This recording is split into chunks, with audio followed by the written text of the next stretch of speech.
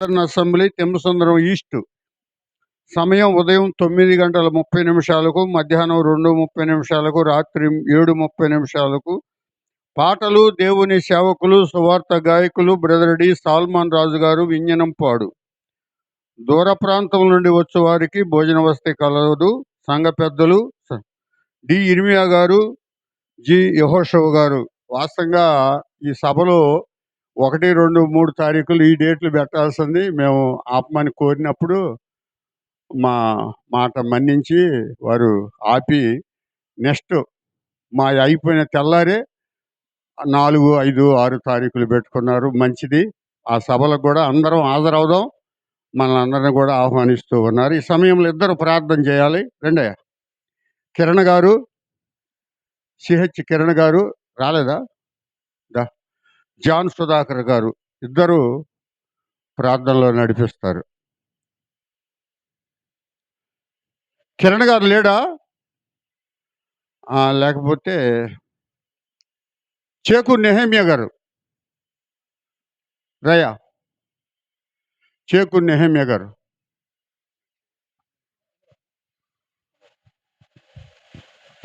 దయచేసి తలలో ఉంచండి. మహాగణుడు అయినటువంటి మా గొప్ప దేవ, ఘనమైన శాశ్వతమైన ఉన్నతమైన మీ నామమును బట్టి స్తుతిస్తున్నా. ఉన్నతమైన సింహాసనాశీనుడా, మీ పాదములు పట్టుకొని స్తుతిస్తున్నా. వేసవి దినాలు, ఎండలు చాలా వేడిగా ఉన్నప్పటికీ కూడా ఈ జూన్ నెల 1, 2, 3 ఈ 3 దినాలు స్థానిక సంఘానికి ఇవిగాను గొప్ప భాగ్యంగాను దయచేసినటువంటి మా గొప్ప దేవ, మీ పాదంలో పట్టుకొని స్తుతిస్తున్నా. నిన్నటి దినం మీ దాసులను నిలువబెట్టుకుని అందించినటువంటి అద్భుతమైన వాక్య సందేశాలను బట్టి స్తుతిస్తున్నా. ఈ దినం కూడా ఉదయకాలం నైనా మీ దాసుల నోట అమూల్యమైన మీ మాటలు ఉంచినందుకే కూడా స్తుతిస్తున్నా. ఈ మధ్యాహ్నం పిల్లలు చక్కని పాటలు మేము వింటున్నా. నైనా మాట్లాడబోయే మీ దాసును కూడా జ్ఞాపకం చేసుకోండి. ఉన్నది ఉన్నట్టుగా లేఖనాలలో స్పష్టమైన సందేశము నైనా మా భక్తి జీవితానికి కావలసినటువంటి అమూల్యమైన తేటైన సందేశాలు మీ దాసుల నోట పలికించండి. అంత్య దినాలలో ఉన్న, అపాయమైన దినాలలో ఉన్న కాలక్షేపం కోసం కాదు కానీ సభలు నైనా వాక్య సత్య తలంపులు నైనా మా జీవితాలలో మేము అన్వయించుకోవటానికై సహాయం చేయండి. నేటి దినాలలో మేము ఏమై ఉన్నామో మా విశ్వాస జీవితంలో, భక్తి జీవితంలో, ఆత్మ సంబంధమైనటువంటి జీవితంలో ఎక్కడ పడిపోయామో, ఓడిపోయామో, తొలగిపోయామో, తప్పిపోయామో ఆ విషయాలు జ్ఞాపకం చేస్తూ ఆత్మ సంబంధమైనటువంటి ప్రోత్సాహము మాకు దయచేయండి. అనేకులు మిమ్మల్ని నమ్ముకొని ఈ సభలలో నైనా మీ సంఘంలో చేర్చబడినట్లుగా సహాయం చేయండి. స్థానిక సంఘము మీ బిడ్డలను కూడా దీవించండి. పెద్దలను జ్ఞాపకం చేసుకోండి. స్థానిక సంఘంలో చేస్తున్నటువంటి అమూల్యమైన ఆత్మ సందేశాలు, బోధనను బట్టి స్తుతిస్తూ ఈ సమయంలో ఆయా స్థలాల నుండి, ఆయా ప్రాంతాల నుండి తీసుకొచ్చినటువంటి మీ దాసులను బట్టి మిమ్మల్ని జ్ఞాపకం చేస్తున్నా. మాట్లాడబోయే మీ దాసును కూడా మీ సిలువ సాటును దాచండి. అమూల్యమైన మాటలు మీ దాసుని నోట పలికించండి. మాతో మాట్లాడి మహిమ పొందమని వాక్యమయ్యున్న యేసు ప్రభు ఘనమైన నామమున ప్రార్థించి అడిగి వేడుకుంటున్నాము తండ్రి. ఆమేన్. రెండో వర్తమానికులుగా మన ప్రియులు డాక్టర్ జాన్ డేవిడ్ గారు కూడా వస్తూ ఉన్నారు, ప్రయాణంలో ఉన్నారు. వారి ప్రయాణం కొరకు కూడా ప్రార్థన చేయాల్సిందిగా కోరుచున్నాం. చేరి వచ్చిన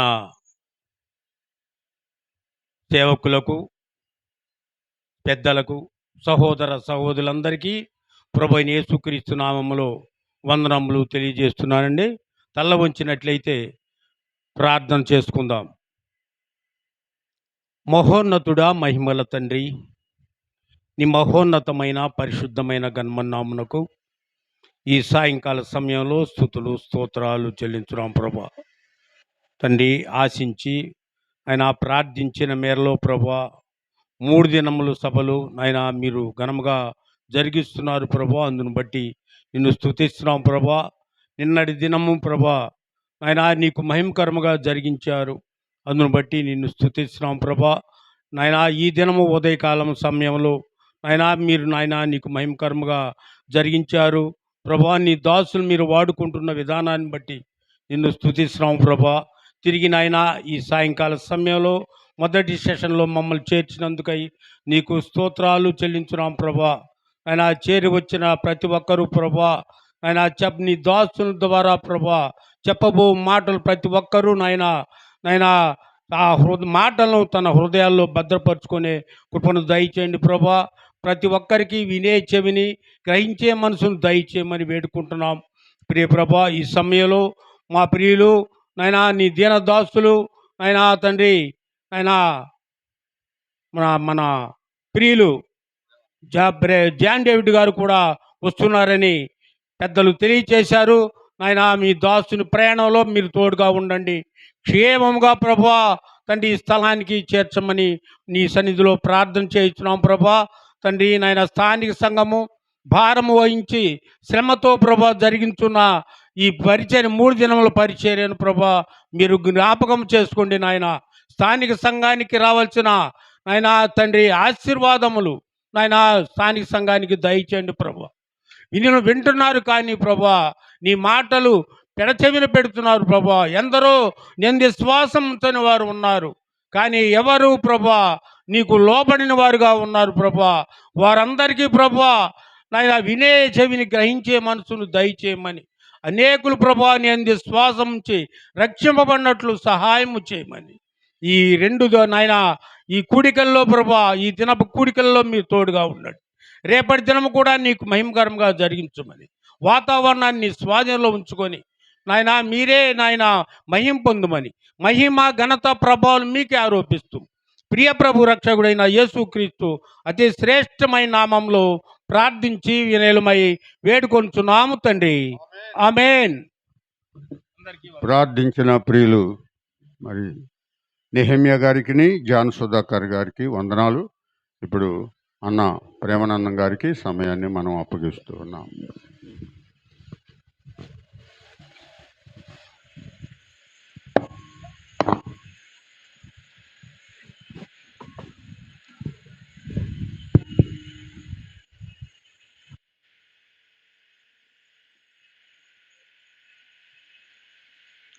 యేసుక్రీస్తు నామంలో చేరువచ్చిన అందరికీ ప్రభు పేట వందనాలు.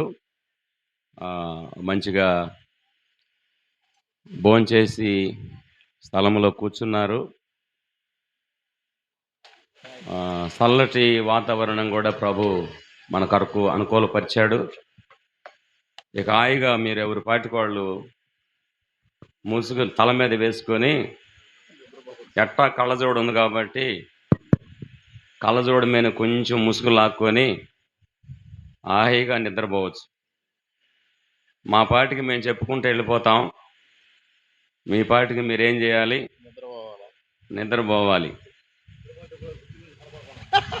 నిద్రపోతే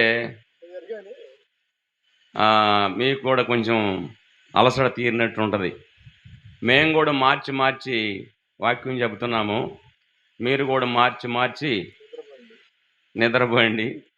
అయితే నిద్రపోయే వాళ్ళకి మీరు చెప్పండి, అమ్మ మేము ఒక ఆయన చెబుతుంటే మేము నిద్రపోయాము, మీరు ఇప్పుడు నుండి మేము నిద్రపోతాము, మీరు వాక్యం వినండి అని చెప్పండి.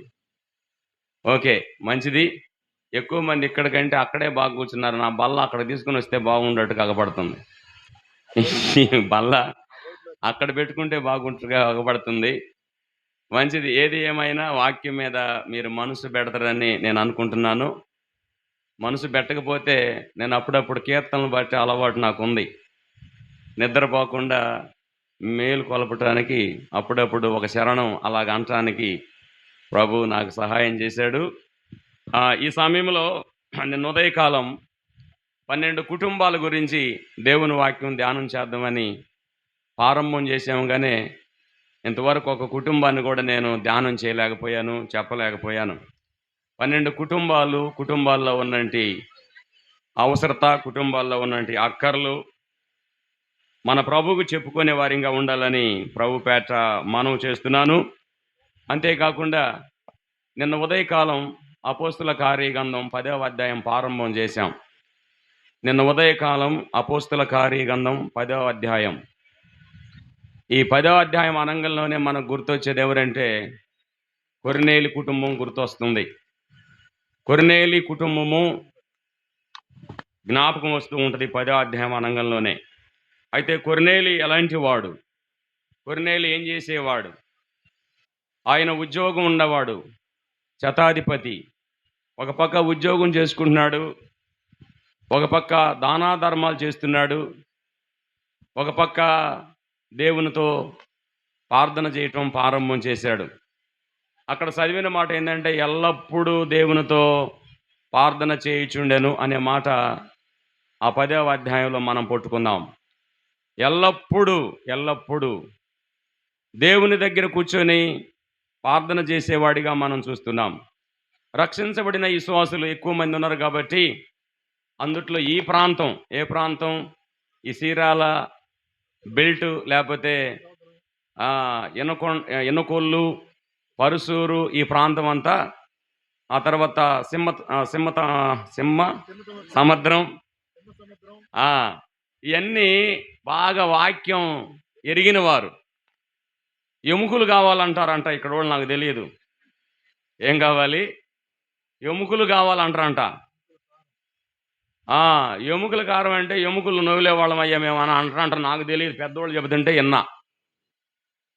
అందుబట్ట మీరందరూ విశ్వాసులు కాబట్టి విశ్వాసులకి ఏ వాక్యం అయితే అవసరం ఉండదో ఆ అవసరమైన వాక్యమే అందించాలని నా ఉద్దేశం. ఈ దినాల్లో సంఘాలలో, విశ్వాసుల కుటుంబాల్లో ఏం తక్కువైందంటే ప్రార్థన చేయటం తక్కువైపోయింది సంఘాలలో. ఈ దినాలలో సంగతి చెప్తున్నా నేను, పూర్వ దినాల సంగతినే చెప్పడం లేదు. పూర్వ దినాలలో పంచగట్లు కట్టుకునే వాళ్ళు ఎక్కువ ఉండేవారు, పెద్దలు. వాడు రాత్రి ప్రారంభం చేస్తే విజ్ఞాపన, శనివారం ప్రారంభం చేస్తే ఆదివారం తెల్లారి 4 గంటలకు ఇడిచిపెట్టేవాళ్ళు. 4 గంటలకు ఇళ్ళకెళ్ళి స్నానాలు చేసి మళ్ళీ ఆరాధనకు వచ్చి కూర్చునేవాళ్ళు. ఈ దినాలలో చూస్తూ ఉంటే సంఘాల్లో ఏం తగ్గింది చెప్పండి? ఇప్పుడు ప్రార్థన జీవితం తక్కువైంది. అంతేకాదు, వ్యక్తిగతంగా కుటుంబాల్లో కూడా ప్రార్థన జీవితం తక్కువైపోయింది. మూడేది, వ్యక్తిగతంగా కూడా చెప్పండి, ప్రార్థన జీవితము తక్కువైంది. ఇప్పుడు తక్కువైన దాన్ని మనం ఏం చేసుకోవాలంటే లేఖనాల ద్వారా, ఇప్పుడు ఏం చేసుకోవాలి? ఎక్కువ చేసుకోవాలి. లేఖనాల ద్వారా కాదు, లేఖనాల ద్వారా చేసుకోవాలి, మన ద్వారా కాదు. లేఖనము ద్వారా, వచనాల ద్వారా, భక్తుల ద్వారా మన విశ్వాసాన్ని ఎక్కువ దృఢపరచుకోవాలి. ఎందుకు దృఢపరచుకోవాలి అంటే దేవుని రాకడ సమీపంగా ఉంది. హెబ్రీయులకు రాసినటువంటి పత్రిక 10వ అధ్యాయం 37వ వచనం, వచ్చుచున్నవాడు చెప్పండి ఆలస్యము చేయటం లేదు. సమయం ఎంత ఉందని చెప్తున్నాడు తెలుసా? బహు కొంచెం ఉందని చెబుతున్నాడు. కొంచెం కదండి, బహు కొంచెం. వచ్చుచున్న వాడిగా ఆలస్యం చేయట్లేదు. ఒకసారి క్రీస్తు ప్రభువారు భూమి మీదకి వచ్చాడు. ఆయన వచ్చి శరీరధారిగా 33.5 సంవత్సరాలు భూమి మీద జీవించాడు. జీవించడమే కాదు, ఆయన సిలువ ఎక్కి సిలువ మీద ఆయన రక్తధారులంతా కార్చేశాడు. నడినెత్తి మొదలుకొని అరికాల వరకు రక్తమంతా కార్చి భూమి మీద పాపులైన మనుషుల్ని రక్షించి సంఘంగా సిద్ధపరిచి సంఘాన్ని ప్రదానం చేసుకొని ప్రభైన యేసు ప్రభు తిరిగి తండ్రి ఇంటికి వెళ్ళిపోయాడు. ఆయన యోహాను సువార్తలో చెబుతున్నాడు, నేను త్వరగా వెళుతున్నాను, నా తండ్రి ఇంట అనేక నివాసాలు కలవు, ఒకవేళ లేని ఎడల నేను మీకు ముందే చెప్పేదను అన్నాడు. అంటే ఇప్పుడు యేసుక్రీస్తు ప్రభువారు వచ్చాడు, భూమి మీదకి వచ్చాడు, తన రక్తం ద్వారా సంఘాన్ని ప్రదానం చేసుకుని వెళ్ళాడు. పెళ్లి కుమారుడు పెళ్లి కుమార్తెని ప్రదానం చేసుకున్నట్టుగానే సంఘాన్ని యేసుక్రీస్తు ప్రభువారు ప్రదానం చేసుకున్నాడు. ప్రదానం చేసుకొని తండ్రి ఇంటికి వెళ్ళిపోయాడు. తండ్రి ఇంట నివాసాలు గడుతున్నాడు. ఆయన అన్న మాట ఏంటంటే నేను తిరిగి మళ్ళీ త్వరగా వస్తానన్నాడు. అయినా 2000 సంవత్సరాలు దాటిపోయిన ఇంకా రాలేదేందయ్యా అని అడిగేవాళ్ళు కూడా చాలామంది ఉన్నారు. నీకోసమే, నువ్వు ఇంకా మారు మనసు పొందాలని. ఆ క్వశ్చన్ ఎవరైతే వేస్తారో, ఆ డౌట్ ఎవరికైతే వస్తుందో వాళ్ళకి సమాధానం ఏంటంటే, నువ్వు ఇంకా రక్షణ పొందలేదని ప్రభువు నీ గురించే ఇంకా లేట్ చేస్తున్నాడు, రావట్లేదు. ఆయన రాకడ కొరకు సంఘం సిద్ధపడాలి. దేని ద్వారా సిద్ధపడాలి సంఘము అని అంటే, ప్రార్థన ద్వారా సంఘము సిద్ధపడి ఉండాలి. ఎఫెసీయులకు రాసిన పత్రికలో అపొస్తలుడైన పౌలు చెప్పాడు 5వ అధ్యాయంలో. ఏమని చెప్పాడు? ఎఫెసీయులకు రాసిన పత్రికలో కళంకమైనను అటువలే క్రీస్తు కూడా సంఘమును ప్రేమించి అది ఏముండకూడదండి చెప్పండి. జాగ్రత్తగా గమనించండి. సంఘంలో ఏముండకూడదు? కళంకం ఉండకూడదు, మొదటి మాట. రెండో మాట చెబుతున్నాను ఏనండి, ముడత ఉండకూడదు సంఘములో. కళంకము, ముడత, డాగు అటుది ఏది కూడా లేక పరిశుద్ధమైన సంఘంగా ఉండాలి. ఇప్పుడు సంఘాల్లో ఏముందో ఇప్పుడు చెప్పాలి మీరు. పరిశుద్ధంగా ఉన్నాయా సంఘాలు? పరిశుద్ధంగా ఉన్నాయా సంఘాలు? కళంకం ఉన్నాయా సంఘాలలో? ముడతుందా సంఘాలలో? డాగుందా సంఘాలలో? ఏమి చెప్పగలం? యథార్థంగా మన హృదయాల మీద చేయబెట్టుకొని క్రీస్తు ప్రభుకు సాక్ష్యం చెప్పమంటే మనం ఏం చెప్పగలం? ప్రేమైంది దేవుని బిడ్డలారా, ఒకసారి ఆలోచన చేయండి. స్థానిక సంఘాలలో ముడతుంది, డాగుంది, కళంకం ఉన్నట్టుగా మనం చూస్తున్నాం. ఈ కళంకం పోవాలి, ఈ ముడత పోవాలి, ఈ డాగు పోవాలి అంటే దేని ద్వారా పోద్దంటే వాక్యం అనే ఉతక స్థానం ద్వారా డాగు ముడత పోతుంది. ఏ సంఘములు చూసినా ముడతలు లేవు మా సంఘం అని చెప్పేవాళ్ళు ఒకసారి ఆలోచన చేయండి. మా సంఘంలో డాగు లేదయ్యా అని చెప్పేవాళ్ళు ఒకసారి ఆలోచన చేయండి. మా సంఘంలో కళంకం అసలు లేదనే వాళ్ళు ఎవరైనా ఒకరు కానీ చెయ్యెత్తితే యేసు ప్రభు కరెక్ట్గా మీ కాడికి వచ్చి సమాధానం చెప్తాడు, నేను కాదు. ఏంటి అందరూ అడుగుతుండ్రు? నాకెళ్ళి చూస్తేమో నాకు కాదు, ఆయన చెప్పాలి. అమ్మ ఆడ కూర్చున్న వాళ్ళు ఒకరన్నా చెయ్యొచ్చు, చూపెట్టండి అమ్మా. మా సంఘంలో కళంకం లేదు. ప్రేమానందం అన్నా మీ సంఘంలో ఉన్నాయా అని అడగండి నన్ను కూడా. అంతే కదా, ఎదురుకొచ్చిన మన సంఘాల్లో అన్నా నేను. ఏమో అన్నా చెప్పండి, నేను మన సంఘాల్లో అన్నా నేను. అర్థమైందా? మన సంఘాలలో కళంకము, ముడత, డాగు ఉన్నాయా లేవా అని మనం గమనిస్తే సంఘాలలో ఇప్పుడు ఏం ఏర్పడింది చెప్పండి? ముడత, డాగు, కళంకము ఏర్పడి ఉంది. అయితే ఇది పోవాలి అంటే దేని ద్వారా పోవాలట? వాక్యమనే ఉతక స్థానం ద్వారా. అంటే ఒక బట్ట మాసిపోతే ఏం చేస్తాం చెప్పండి? దాన్ని చెప్పండి అమ్మా, ఏం చేస్తాం దాన్ని చెప్పండి? ఏం పెట్టి? సబ్బు పెట్టి. అది కదా సంగతి. సబ్బు పెట్టి మీరు ఇంకా బట్టలు ఉతికేవాళ్ళు బాగా చెప్పాలి నాకు. నానబెడతారా? నానబెట్టకుండా ఉతికేస్తారా? ఏమండి, ముందు నానబెట్టాలి, నానబెట్టిన తర్వాత సబ్బు పెట్టాలి, సబ్బు పెట్టిన తర్వాత మళ్ళీ కాసేపు దాన్ని నానబెట్టాలి. అప్పుడు బండకేసి 4 బీగులు బీగితే అటు ఇటు దానిలో ఉన్న మురికంతా పోద్ది. ఇప్పుడు ఈ శ్వాసల మురికి పోవాలి, ఈ శ్వాసల డాగులు పోవాలి, ఈ శ్వాసల కళంకం పోవాలంటే దేని ద్వారా? సబ్బు ద్వారానా? వాక్యం ద్వారా. దేవుని వాక్యం ద్వారా కళంకం లేకుండా, ముడత లేకుండా, డాగు లేకుండా, అటుది ఏదైనానో లేకుండా వాక్యముతో ఉతక స్థానం చేయబడాలి. అంటే దేవుని రాకడ కొరకు సంఘం ఏం చేయాలి ఇప్పుడు చెప్పండి? సిద్ధంగా ఉండాలి, సిద్ధపడి ఉండాలి సంఘం. సంఘం సిద్ధంగా ఉంటే ప్రభు వచ్చి సంఘాన్ని మధ్యాకాశానికి వచ్చి ఆయన పిలవంగంలోనే సంఘం వెళ్ళిపోవాలి. మీరు సంఘం వెళ్ళిపోవాలి అనంగంలోనే మీకు ఏమన్నా భయం వేస్తుంది? ముందుగా నాకు చూడ సంఘం సంఘాన్ని ప్రదానం చేసుకున్న ఆయన పెళ్లి కుమార్తెని రమ్మని పిలవంగంలోనే పెళ్లి కుమారుడి దగ్గర తలకాయ ఉంచుకొని వెళ్ళిపోవాల్సిందే. మ్యారేజ్ అయిన తర్వాత, పెళ్ళి అయిన తర్వాత ఓకే ప్రదానం చేసుకున్నాడు, పెళ్లి కొడుకు మధ్యాకాశంలో వివాహం జరుగుతుంది. వివాహానికి పిలిచినప్పుడు ఖచ్చితంగా పోవాల్సిందే. వివాహం చేసుకొని నాతో రామంటే తండ్రి ఇంటికి వెళ్ళిపోవాల్సింది, తప్పదు. మా పుట్టింట్లో ఉంటానంటే కుదరదు. పెళ్లి చేసుకున్న పుట్టింట్లో ఉంటానుక కదండి. పెళ్లి చేసుకున్న తర్వాత పెళ్లి కుమారుడి దగ్గరికి వెళ్ళిపోవాలి. అలాగైతే వినండి, సంఘము సిద్ధంగా ఉండాలి అనేది పాఠం మీద మనం ధ్యానం చేస్తున్నాం. కొర్నేలి జీవితంలో చూడండి, 2వ వచనం చూడండి, 10వ అధ్యాయం 2వ వచనం. త్వరగా ఇక లేఖనాల్లోకి వెళ్ళిపోతుంది చూడండి. అతడు తన ఇంటి వారందరితో కూడా ఏం కలిగి, ఎవరి యందు కలిగి? దేవుని యందు భయభక్తులు కలిగి ప్రజలకు బహుధర్మం చేయించు ఎల్లప్పుడూనా, ఒక దినమా, ఒక గంట, ఒక రోజా, ఒక నెల, ఒక సంవత్సరమా, ఒక వారమా? త్వరగా చెప్పండి. ఎల్లప్పుడూ విశ్వాసులు చేయాల్సిన పని ఏంటి ఇప్పుడు చెప్పండి? ప్రార్థన. అమ్మా ఎల్లప్పుడు ఏం చేయాలి చెప్పండి రా? దేవునికి ప్రార్థన చేయాలి. ఎల్లప్పుడూ దేవునికి ప్రార్థన చేయాలి. ఎల్లప్పుడు, ఒక దినం కాదు, ఈ జ్ఞాపన కూడికి కాదు, ఏమండి గృహ కూడికలప్పుడు కాదు, ఎల్లప్పుడూ చేయాలి.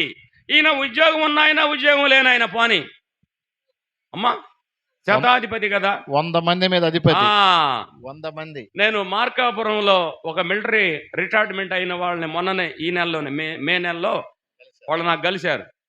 అన్నా మీ మిలిటరీ వాళ్ళ మీద ఎంతమంది మీద ఒక అధిపతి ఉంటాడన్నా అని అడిగాను.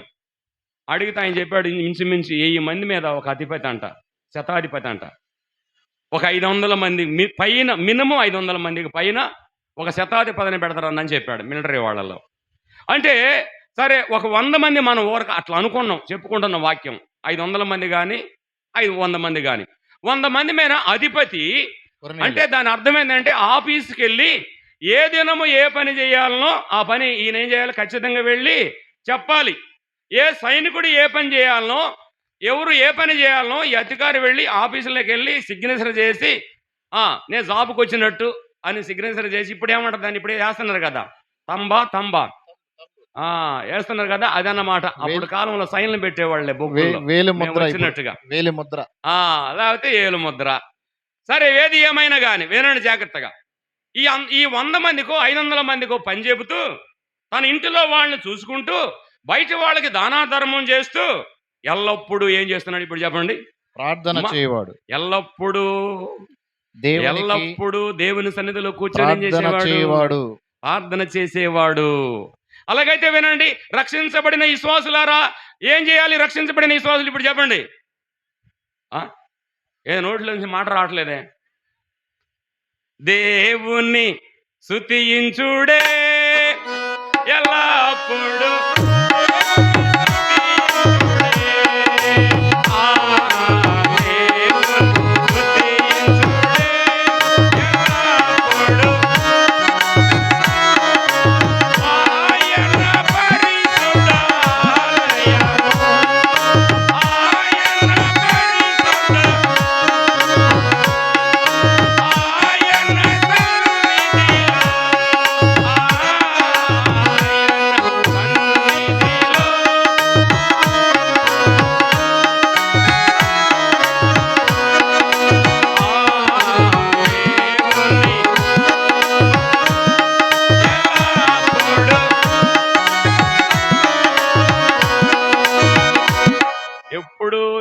ప్రభు నమ్ముకున్న విశ్వాసులు దేవుణ్ణి స్తుతించాలి.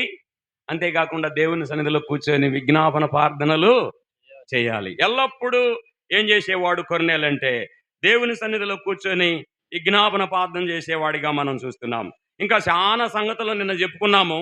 25వ వచనానికి వచ్చేయండి. ఇప్పుడు 25వ వచనం. పేతురు లోపటికి రాగా కొర్నేలి అతను ఎదుర్కొని అతని పాదముల మీద పడి నమస్కారము చేసెను. అందుకు పేతురు ఆయన పాదముల మీద పడి అనే మాట పుట్టుకండి. నిన్నటి సమయంలో ఇదే వాక్యం చెబుతూ 3 గంటల సమయాన్ని గురించి మాట్లాడా. మీరు నిన్న ఉన్న వాళ్ళు ఎవరైనా ఉంటే మీకు వాక్యం ఇనుంటే 3 గంటలు అనే దాని మీద నిన్న ఇదే ప్రసంగం మాట్లాడాను. 3 గంటలు అనేది ఎక్కడెక్కడ ఉంది, 3 గంటలు అనేది అసలు ఏంటి అనేది చెప్పాను. ఈ దినము పాదాలు అంటే కొర్నేలి పేతురు కొర్నేలి ఇంటికి రాగా త్వరగా కొర్నేలి ఇంట్లో ఉన్నవాడు వెళ్ళి ఎవరి పాదాల మీద పడ్డాడని చెప్పండి? పేతురు పాదాల మీద పడి. ఇప్పుడు నిన్న కూడా ఒక క్వశ్చన్ అడిగా, ఇవాళ కూడా క్వశ్చన్ అడగాలనుకుంటున్నా మిమ్మల్ని. ఇక్కడ కొర్నేలు ఉద్యోగం ఏ ఉద్యోగం, పేతురు ఉద్యోగం ఏ ఉద్యోగం? త్వరగా చెప్పండి. పేతురు జాలరు అంటే నాకు అర్థం కాల. రైట్, వల వేసేవాడు. ఇప్పుడు చెప్పండి. సముద్రానికి వెళ్ళి చేపలు పట్టేవాడు. అర్థమైంది మీకు? ఇప్పుడు చేపలు పట్టేవాడు, వలలో బాగు చేసుకునేవాడు. కొర్నేలు ఉద్యోగం ఏంటమ్మా? ఒక పెద్ద ఆఫీసర్. రైట్, ఒక పెద్ద ఆఫీసర్. ఈ ఆఫీసర్ రాంగంలోనే ఏమన్నాడు? జాగ్రత్తగా ఉండండి. ఈ ఆఫీసర్ ఎక్కడికి బయటికి వెళ్ళినా బయట వాళ్ళందరూ ఎవరికెవరు నమస్కారం చేస్తారు చెప్పండి?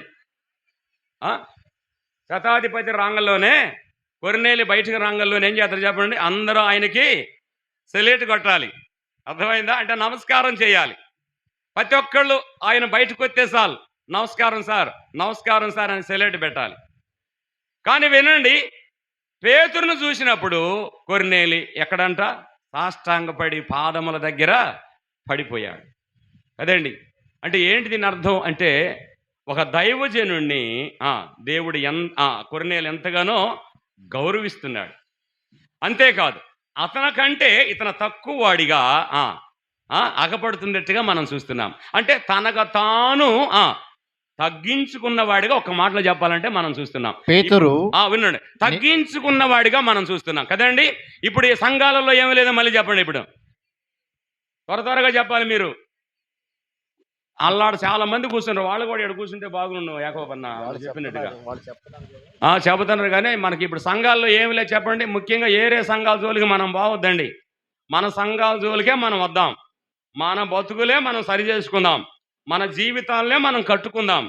మన జీవితాలు, మన బతుకు, మన సంఘాలు, మన కుటుంబాలు, మన విశ్వాసుల నిమిత్తమే మనం మాట్లాడుకుందాం. ఏరే వాళ్ళ జోలికి ఎప్పుడు మనం పోనే వద్దు.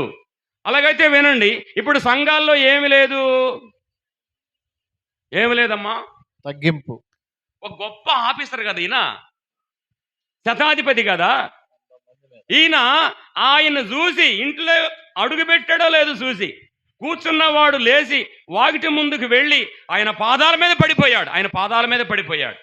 ఎంత తగ్గించుకున్నాడో చూడండి కొర్నేలి ద్వారా సంఘాల్లో మనం నేర్చుకోవాల్సిన పాయింట్ ఏంటి అంటే, కొర్నేలి ద్వారా మనం నేర్చుకోవాల్సిన పాఠం ఏంటంటే, కొర్నేలి తనకు తాను తగ్గించుకున్నవాడు. ఒకటి, ప్రార్థన పరుడు ఖచ్చితంగా తగ్గించుకుంటాడు అని చెప్పదలుచుకున్నాం. మీకు ఏమైనా అనుమానమా అమ్మా? ప్రార్థన పరుడు ఏం చేస్తాడు చెప్పండి? ఖచ్చితంగా తనకు తాను తగ్గించుకుంటాడు. ఎవరైతే ప్రార్థన లేదో వారు చెప్పండి, వారు ఏం చేసి చెప్పండి? తగ్గించుకోరు. సంఘాలు పతనమైపోతున్నాయి. సంఘాలు ఒక సంఘము 4 సంఘాలు అయిపోతున్నాయి. దేని ద్వారా అయిపోతున్నాయి చెప్పండి త్వరగా? సంఘంలో ఏమి లేదు చెప్పండి. ముఖ్యంగా మన స్థానిక సంఘాలు ఏమి లేదు చెప్పండి. మన సంఘాలే, ఇంకేరే వాళ్ళకి అస్సలు వెళ్ళొద్దు మనం. మన సంఘాల్లో తగ్గింపు లేదు. ఒకరిని చూసి ఒకరు తగ్గించుకునే విధానము లేదు. కొర్నేలిలో తగ్గింపు అగబడుతుంది. ఇక్కడ పేతురు రాంగంలోనే సాష్టాంగపడ్డాడు, తగ్గించుకున్నవాడిగా మనం చూసాం. ఇప్పుడు చదవండి, చూడండి 26వ వచనం చదవండి చూడండి. అందుకు పేతురు నీవు లేచి నిలువుము, నేను కూడా నరుడనే.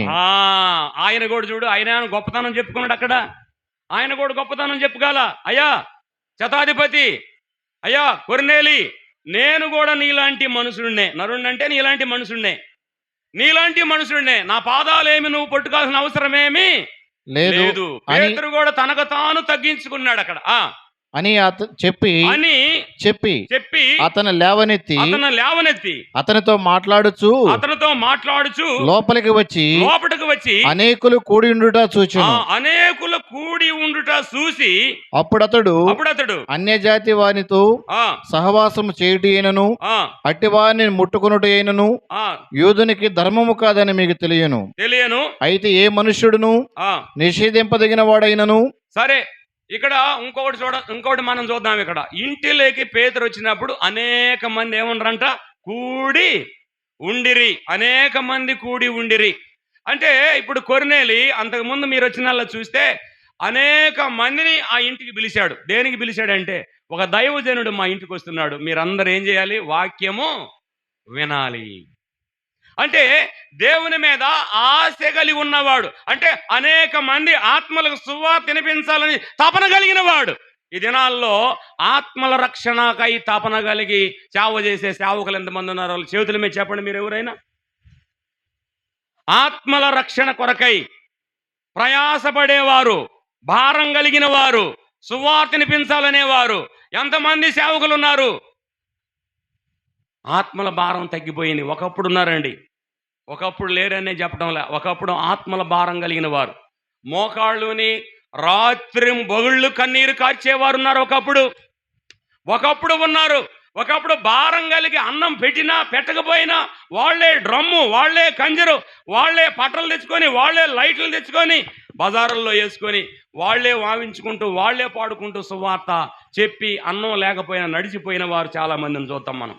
చాలా మంది ఉన్నారు ఆ కాలంలో. కానీ ఈ కాలం సంగతి చెబుతున్నాను, ఆత్మభారం కలిగిన వారు లేరు. కొర్నేలి అనేక మందిని పిలిచి ఆ ఇంటిలోకి పేతురు వచ్చే లోపే ఆ ఇల్లంతా నిండిపోయినట్టుగా మనం చూస్తున్నాం. మంచిది. ఆ కొర్నేలి ఎవరి పాదాల మీద పడ్డాడండి? పేతురు పాదాల మీద పడినట్టుగా మనం చూస్తున్నాం. ఇంకొకటి ఇక్కడ మనం గమనిస్తే రూతు గంధానికి మీరు వెళితే రూతు గంధములో బోయేజు పాదాల మీద చెప్పండి రూతు సాగిలిపడింది.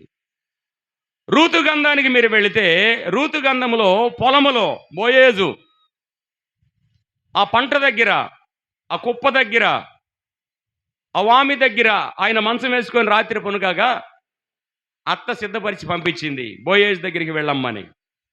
బోయేజు పొలములో మంచం మీద పనుకొని ఉంటుండగా రూతు వెళ్ళి ఆయన పాదాల మీద పడింది. ఎవరు పాదాల మీద పడింది? బోయేజు పాదాల మీద పడింది. ఒక మాట ఇక్కడ చెప్పాలి. బోయేజు పాదాల మీద రూతు పట్టడం ద్వారా రూతు ఏమైందంటే ఆశీర్వాదానికి కారుకురాలయ్యింది, ధన్యురాలయ్యింది.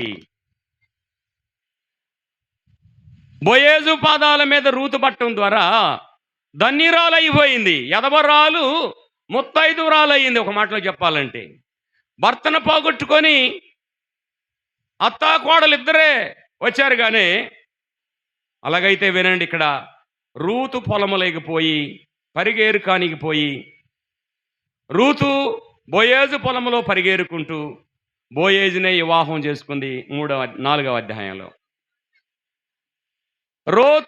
బోయేజు పొలానికి ఇప్పుడు చెప్పండి, బోయేజు పాదాల మీద పట్టడం ద్వారా బోయేజు పొలానికి బోయేజుకి ఏమైందని చెప్పండి?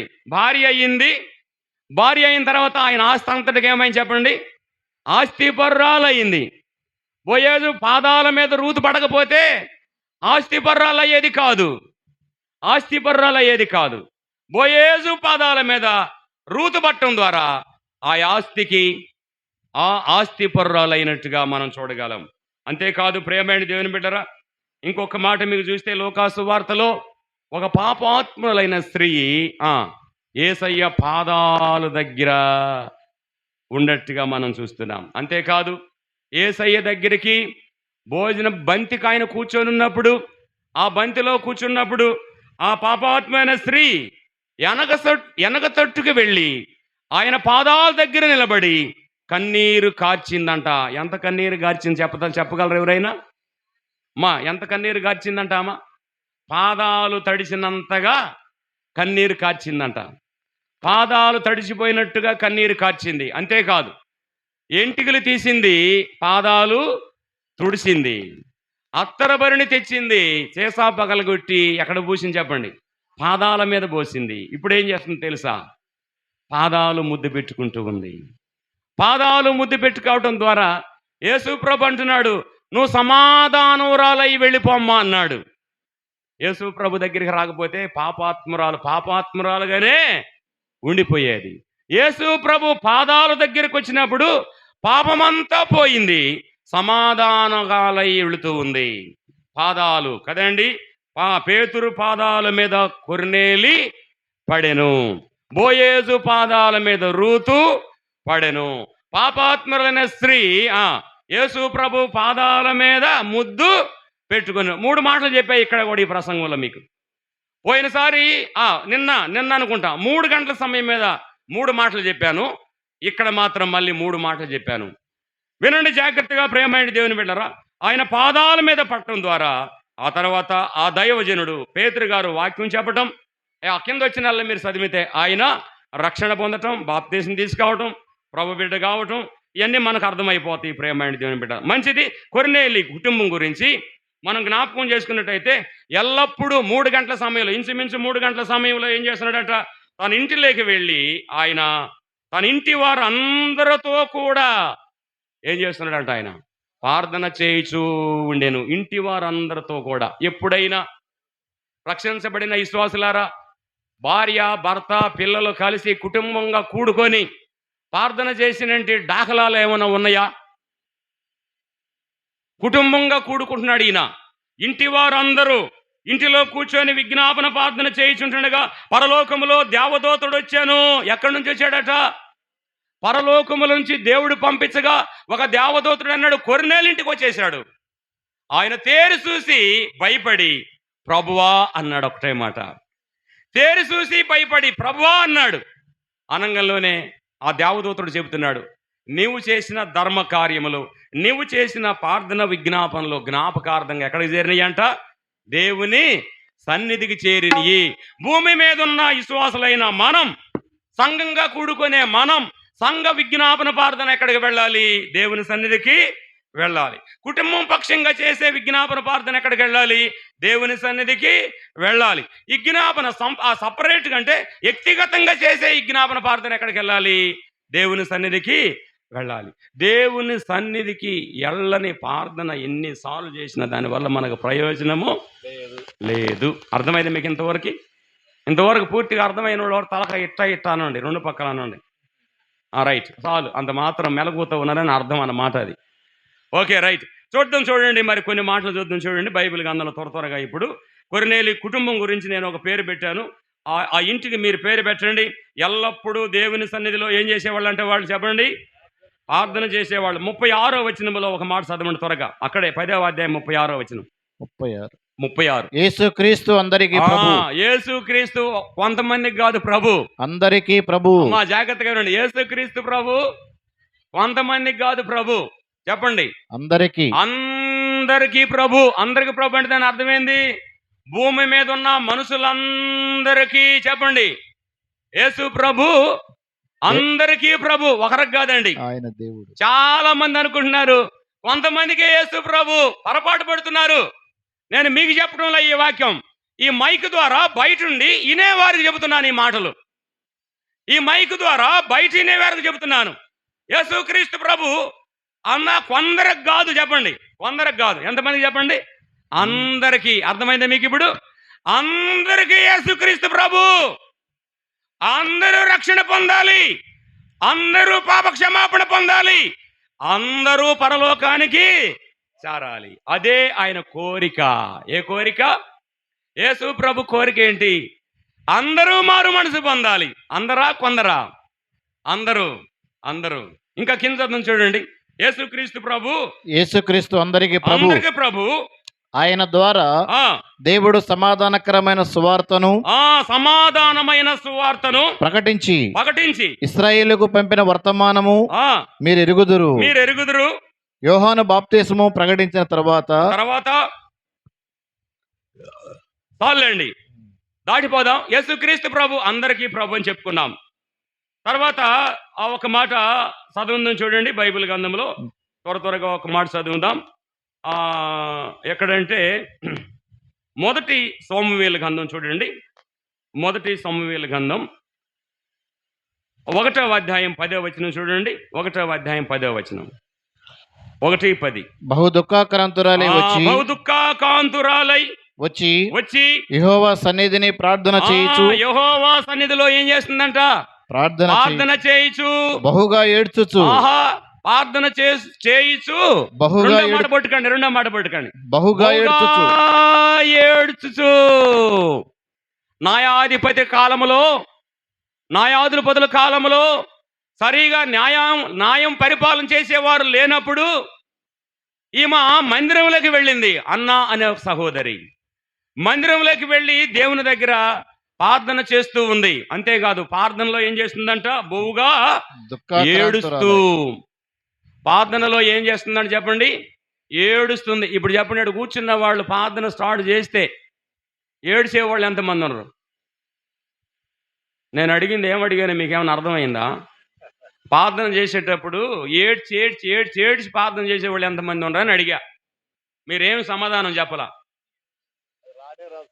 అల్లాడు ఉండరట్టుకుంది మైక్ అటుది అటు రమ్మట మైక్ ఒకటి ఎత్తుకున్నాను కూడా. వచ్చాడా? రాని వస్తే ఆపుజాతం లేవయ్యా, ఎందుకు కంగారు పడుతావు నువ్వు?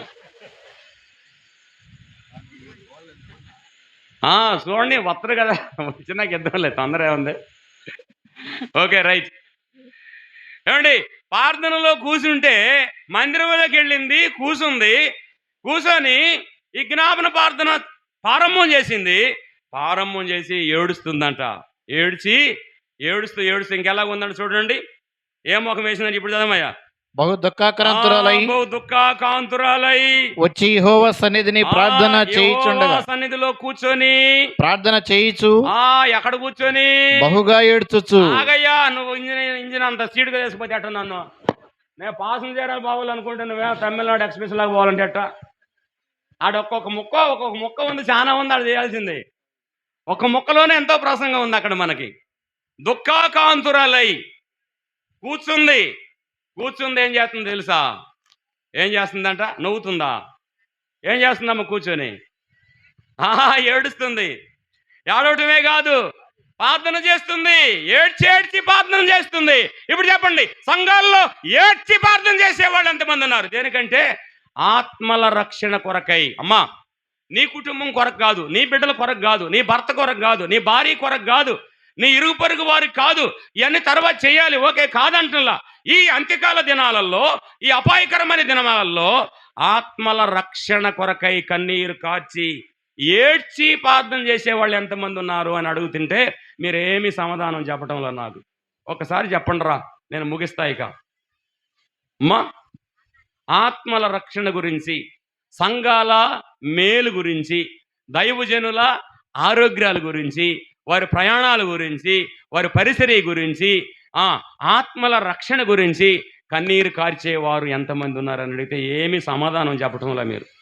అదా చెప్పుకొని నువ్వే పో హైదరాబాద్, మాకెందుకు, మేమేం ఏడిచేది కాదు, మేమేం ప్రార్థన చేసేవాళ్ళం కాదు. వాళ్ళేదో యాకోబన్న ఆయన ఎవరు అసామేలు అన్నారు, రమ్మంటే ఆదివారం వస్తాను, రొట్టె తీసుకెళ్ళమని ఇద్దరు చెరొక పాత్ర తీసుకొని మా అమ్మకి వస్తుండే, మేమేం తుంచుకుంటుంటే తింటుండమే.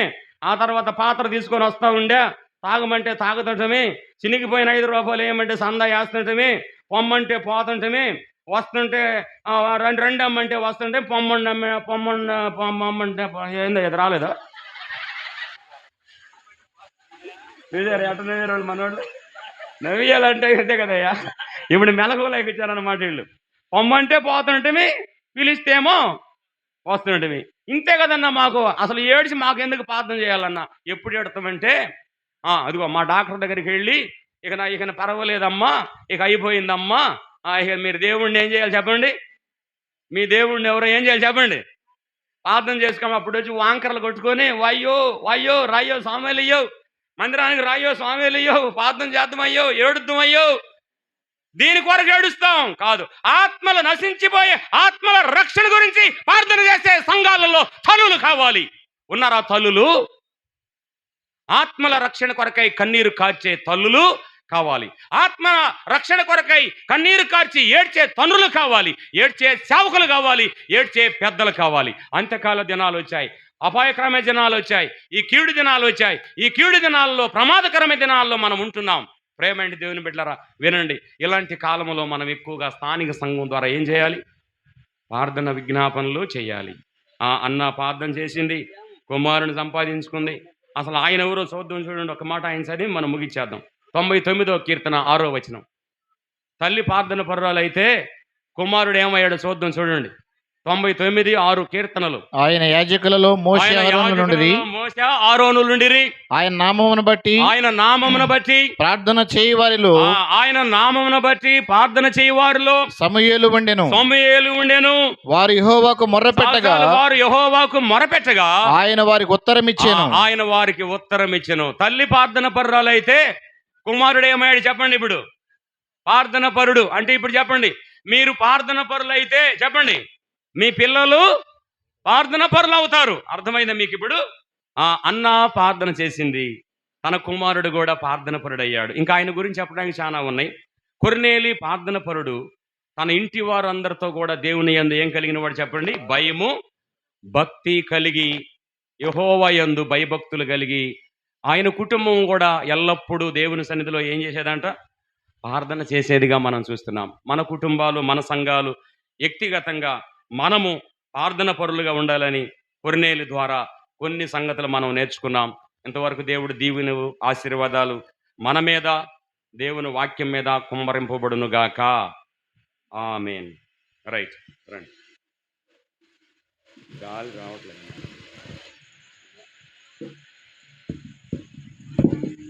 ఇంతవరకు దేవుడు తన దాసుల ద్వారా కొర్నేలిని గురించి మరి శ్రేష్టమైన మాటలు వినిపించి ఉన్నారు. మరి వాక్యం అందించిన ప్రియులు పెద్దలు ప్రేమానందం గారికి వందనాలు తెలియపరుస్తూ ఉన్నాం. ఈ సమయంలో మన సంఘ పెద్దలే సమయల్ గారు ఒక శరణం పల్లవి పాడతాడు. ఆ తర్వాత డాక్టర్ గారికి మనం సమయాన్ని ఇద్దాం. అందరూ లేచి నిలబడితే మరి మంచినీళ్ళు కూడా ఇవ్వండి అయ్యా బాబు. స్థానిక సంఘ యవన బిడ్డలు వాటర్ సప్లై చేయండి. ఈ సమయంలో పాట పాడుతూ ఉండగా అందరు కూడా కొంచెం లేకుండా లేచి ఉంచండి.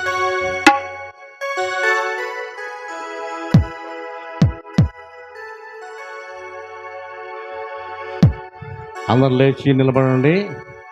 మంచిని తాగేవాడు మంచిని తాగండి.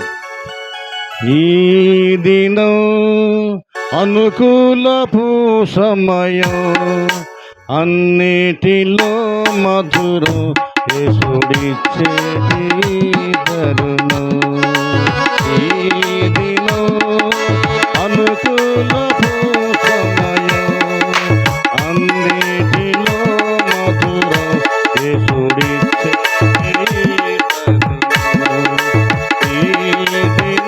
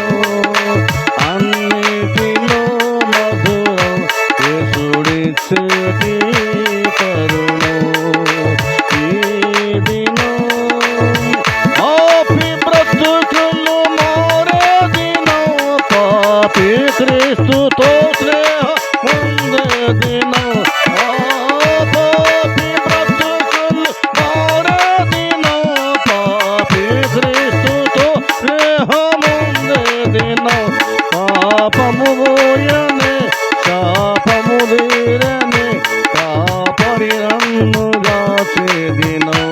పాపము పోయనే శాపము తీరనే కాపరి నన్ను గాచే దినం. ఈ దినం అనుకూలపు సమయం, అన్నిటిలో మధురం యేసుడిచ్చేటి కరుణం. ఈ దినం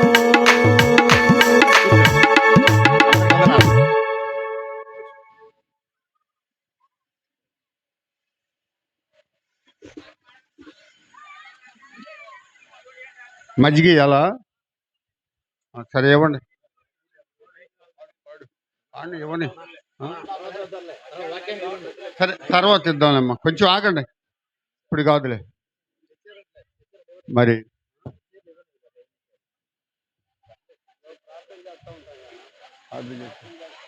సరే ఇంకో శరణం పడండి, ఇస్తారు. ఈయనమ్మా, ఈయన గౌ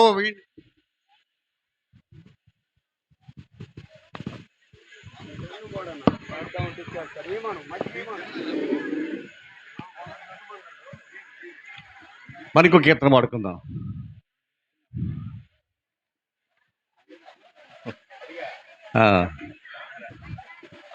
చింతించుచున్నానురా ఓ నరుడా నిన్ను సృష్టించినందుకు,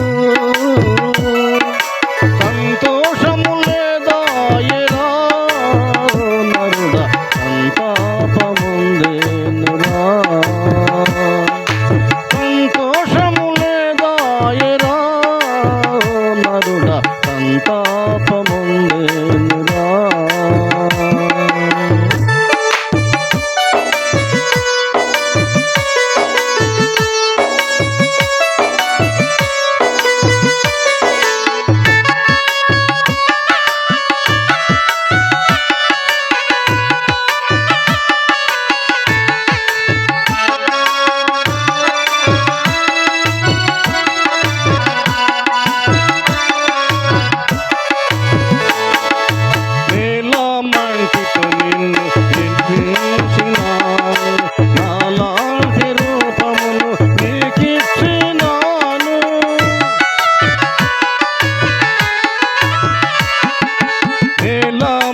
ఇటు నిన్ను నిర్మించినాను, అలాంటి రూపమును నీకిచ్చినాను, వేడుకతో చేసేనురా నరుడా, ఏలండని చెప్పేనురా,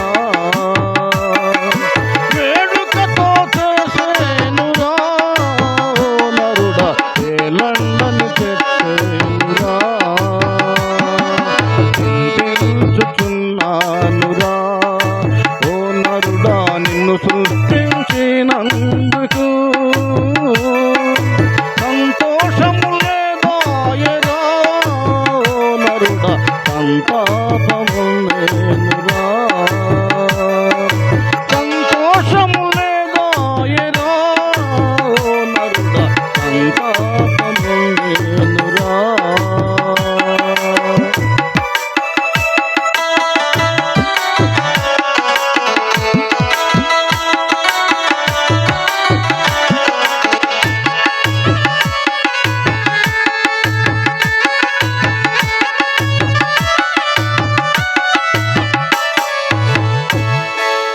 ఆహారంబు కొరకు అన్నియు నీకిచ్చితిని, సహాయంబు కొరకు సతిని నీకిచ్చితిని,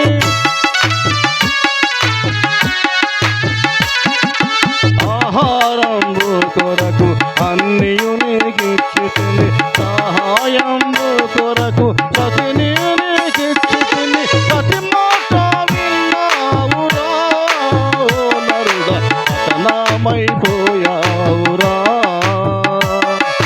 సతి మాట విన్నావురా నరుడా, పతనమైపోయావురా, చింతించుతున్నానురా ఓ నరుడా నిన్ను సృష్టించి అందుకు, సంతోషము లేదాయరా ఓ నరుడా, సంతాపముందేనురా, సంతోషము లేదాయరా ఓ నరుడా, పతనమైపోయావురా.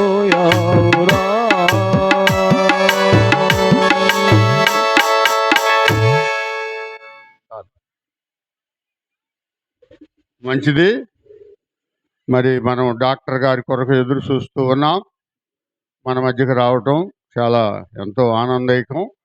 మరి ఇమ్మానుయేల్ గారు ఈ ప్రాంతంలో సంతరావూరు, ఇంకొల్లు, తిమ్మసుందరం ఈ ప్రాంతాలకు ఇమ్మానుయేల్ గారు చక్కగా వచ్చి వాక్యాన్ని అందించేవారు. ఆ దినాల్లో అప్పుడు నేను ప్రభువుని నమ్ముకోలేదు. మా నాన్నగారు భాస్కర్రావు గారు వాళ్ళ టైంలో ఇదే స్థలంలో అక్కడ తాటాకు పందిరేసి, ఆయన ఎండలో ఉండలేనంటే ఇమ్మానుయేల్ గారు తాటాకు పందిరేసి మీటింగులు జరిపారు. నాకు బాగా గుర్తు.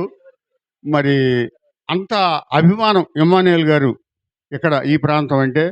అలాగే ఆయన కుమారుడు కూడా, నేను 2 వర్తమానాలు చెప్పాలి ఈరోజు అని కోరితే ఆయనకి కుటుంబ ప్రార్థన ఉందని వెళ్ళాలని ఒకే వర్తమానం ఇవ్వటానికి మన మధ్యకు వచ్చాడు కనుక చక్కగా దేవుని వాక్యం విందాం. ఈ సమయంలో తిమిర్తిపాడులో నిలిచి పనిచేస్తున్న దేవుని దాసుడు సుధీర్ కుమార్ గారు ప్రార్థన చేస్తాడు. జాన్ డేవిడ్ గారు మనకు దేవుని వాక్యాన్ని అందిస్తారు. శ్రద్ధగా విని ఆలకిద్దాం. ప్రార్థన చేద్దాం. కరుణా సంపన్నుడువైన ప్రేమ కలిగిన మా ప్రియ పరలోకపు తండ్రి, నీ నామమునకు వందనములు స్తోత్రములు చెల్లిస్తా ఉన్నాం. మా ప్రభువును నీ ప్రియ కుమారుడును మా రక్షకుని అమూల్యమైన నామమున మీకు స్తోత్రములు సమర్పిస్తూ ఉన్నాం. సంతరావూరులో మీ స్వరక్తమిచ్చి సంపాదించిన సంఘమును బట్టి, పెద్దలు, పరిశుద్ధులు, పరిచారకులందరిని బట్టి మీకు స్తోత్రములు చెల్లిస్తూ ఉన్నాం. నీ బిడ్డలు ప్రార్థించి ఆశించి నిరీక్షించిన మేరకు ఈ 3 దినాల రక్షణ సువార్త ఉజ్జీవ సభలను ఏర్పాటు చేసుకోవడంలో మీరు కృప చూపినందుకై స్తోత్రములు చెల్లిస్తూ ఉన్నాం. నిన్నటి దినం ఈ దినం ప్రియ ప్రభువా చక్కని వాతావరణం ఇచ్చి మీ దాసులను మీ ఆత్మచేత నింపి సంఘాల క్షేమం కొరకై, కుటుంబాల క్షేమం కొరకై, అనేకుల రక్షణ కొరకై, దేవుని నామ మహిమార్థమై చక్కగా ఈ సభలను మీరు జరిగిస్తూ ఉన్నందుకై మీకు స్తోత్రములు చెల్లిస్తూ ఉన్నాం. మరి ఈ సమయంలో మా ప్రియులు మీ దాసులు జాన్ డేవిడ్ గారిని క్షేమంగా ఉయ్యూరు నుండి మా మధ్యకు నడిపించినందుకై స్తోత్రములు చెల్లిస్తా ఉన్నాం. మీ దాసుని మీ ఆత్మచేత నింపి మా అందరి అవసరతలు ఎరిగి అక్కరతలు ఎరిగి మా ఆధ్యాత్మిక స్థితిగతులను ఎరిగి ప్రభువా మీరు మాట్లాడమని మీ సన్నిధిలో ప్రార్థన చేస్తూ ఉన్నాం. కొందరైనా రక్షించబడినట్లుగా, రక్షించబడిన వారు ఉజ్జీవించబడినట్లుగా, సంఘాలు కూడా క్షేమాభివృద్ధి చెందినట్లుగా మీ దయను పాలించమని ప్రార్థన చేస్తూ మీ దాసుని యజమానుడా, మీ దాసుని మీ చేతిలో బలమైన పాత్రగా, ఘనమైన పాత్రగా, యజమానుడు వాడుకునే అర్హమైన పాత్రగా సిద్ధపరిచి మీరు వాడుకొని మీరు మహిమ పొందమని, మహిమ ఘనత ప్రభావములు మీకు ఆరోపిస్తూ ప్రభువైన యేసుక్రీస్తు నామములోనే అడిగివేడి ప్రార్థన చేయుచున్నాము తండ్రి, ఆమేన్.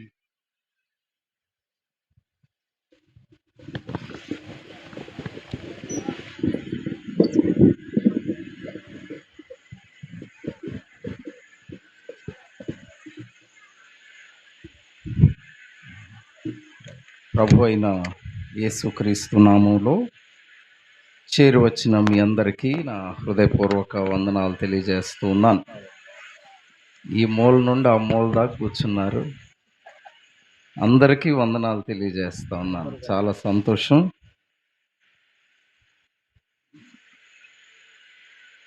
ప్రేమతో ఆహ్వానించిన పెద్దలు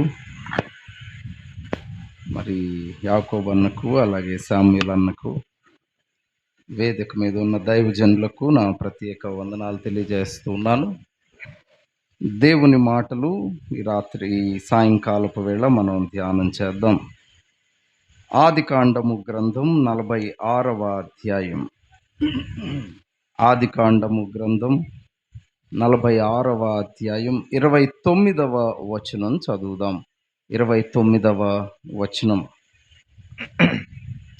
యోసేపు తన రథమును సిద్ధం చేయించి యోసేపు తన రథమును సిద్ధము చేయించి తన తండ్రిని ఇశ్రాయేలును ఎదుర్కొనుటకు గోషేనుకు వెళ్ళి అతనికి కనబడెను.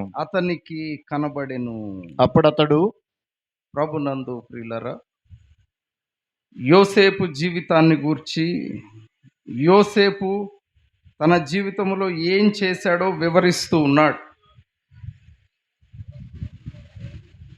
తన తండ్రి ఎవరు? తన తండ్రి యాకోబును తన యొద్దకు పిలుచుకుంటూ ఉన్నాడు. యాకోబును తన యొద్దకు పిలుచుకుంటూ ఉన్నాడు. యాకోబు వస్తూ ఉండగా యోసేపు ఎక్కడికి వెళ్ళాడంట? యాకోబును ఎదుర్కోవడానికి, తన తండ్రిని ఎదుర్కోవడానికి గోషెనుకు వెళ్ళెను. అమ్మ, ఎక్కడికి వెళ్ళాడు? గోషెన్. కొన్ని మాటలు దైవ గ్రంథంలో ఈ గోషెనును గూర్చి మీ దృష్టికి తీసుకొని వస్తాను. ఐగుప్తు దేశములో ఫలవంతమైన భూభాగము గోషెన్. ఎలాంటి భాగం అన్నాను? ఫలవంతమైన భూభాగము గోషెను. గోషెను అనే పదము దైవ గ్రంథంలో దాదాపు 15 సార్లు వ్రాయబడి ఉంది. ఎన్నిసార్లు అన్నానమ్మా? ఏమిటి గోషెను? ఇది ఫలవంతమైన భూభాగం, ఫలవంతమైన భూమి గోషెన్. ఎందుకు ఈ గోషెను గూర్చి మనం ఆలోచన చేస్తూ ఉన్నామంటే, మొదటిగా నేను అంటాను, కరువులో సజీవులుగా ఉంచి పోషించే స్థలమే గోషెన్. ఎప్పుడు, ఎక్కడన్నాను? ఏ పరిస్థితిలో? కరువులో సజీవులుగా ఉంచి పోషించే స్థలమే గోషెన్. ఎందుకు ఆ మాట మనం కరువులో సజీవులుగా ఉంచేది గోషెను అని ఎందుకు అంటూ ఉన్నాం? కొంచెం ముందుకు వెళ్దాం. ఆదికాండము గ్రంథం 47 చదువుదాం. చూడండి, 47 4వ వచనం చదువుదాం. మరియు వారు కనాను దేశమందు కరువు భారముగా కనాను దేశములో కరువు భారముగా ఉన్నది గనుక నీ దాసులకు కలిగి ఉన్న మందలకు మేత లేదు గనుక ఈ దేశములో కొంతకాలం ఉండుటకు వచ్చితిమి. కాబట్టి గోషేను దేశములో మాకు కరువు ఉంది కనానులో కరువు భారముగా ఉంది, మాకున్న పశువులకు ఆహారము లేదు. లేదు గనుక మా పశువులకు మేత ఎక్కడ దొరుకుతుంది? గోషెన్. ఫరోను అభ్యర్థిస్తూ ఉన్నారు, ఫరోను అడుగుతూ ఉన్నారు, దయచేసి మాకు సెలవివ్వు. ఎక్కడికి తీసుకెళ్తాము? మా మందలు వాటికి మేత దొరకడానికి గోషెనులో మేము ఉండడానికి మాకు అనుమతి దయచేయి. గోషెను ఎలాంటిది అంటూ ఉన్నాం? ఫలవంతమైన భూమి. కరువులో సజీవులుగా నిలిపేది గోషెను. మనలను పోషించు స్థలము గోషెను అని వారు గ్రహించి వాళ్ళు ఎక్కడ ఉండాలని ఆశిస్తూ ఉన్నారు? మాకు గోషెనులో ఉండడానికి కొంత అనుమతి దయచేయమని ఫరోను అడుగుతూ ఉన్నారు. అవును, ఈ దినం మనము కూడా ఇదే స్థితిలో ఉన్నాం, అవసరతలో ఉన్నాం, ఇబ్బందిలో ఉన్నాం, అక్కరలు ఉన్నాయి. ఈ లోకములో విశ్వాస యాత్రలో, జీవిత యాత్రలో ఎన్నో అవసరతలు ఉన్నాయి. మనలను పోషించేది ఎవరు? అమ్మా, మనకు సహాయము చేసేది ఎవరు? మాట్లాడరేంటి ఎవరు? అంతే, మనలను పోషించువాడు మన ప్రభు అయిన యేసుక్రీస్తు. మనకు సహాయం చేయువాడు ఆయనే, బలపరిచేవాడు ఆయనే, మన ప్రతి అవసరత తీర్చువాడు ఆయనే. వారు గోషెనుకు రాగా యాకోబు తన తండ్రిని ఎదుర్కోవడానికి వెళ్తూ ఉన్నాడు. ఎలాంటిది గోషెను? అది ఫలవంతమైన భూమి. అందుకే అంటున్నాం, కరువులో పోషించే స్థలము గోషెను. కరువులో మనలను సజీవులుగా ఉంచేది గోషెను. ఈ గోషెను ఎవరికి సూచన అంటే ప్రభు అయిన యేసుక్రీస్తుకు సూచన. అమ్మ, ఎవరికి సూచన? ప్రభు అయిన, అవును, మనలను ఆదుకునేవాడు ఆయనే, మనకు సహాయము చేయువాడు ఆయనే, మన ప్రతి అవసరత తీర్చువాడు ఆయనే. అవసరం రాగానే, అమ్మ సమస్య రాగానే ఏం చేస్తున్నాం మనం? అవసరం రాగానే ఏం చేస్తున్నాం మనం? ఏం ప్రార్థన చేస్తున్నారా? అది మాత్రం చేయట్లేదు మనం.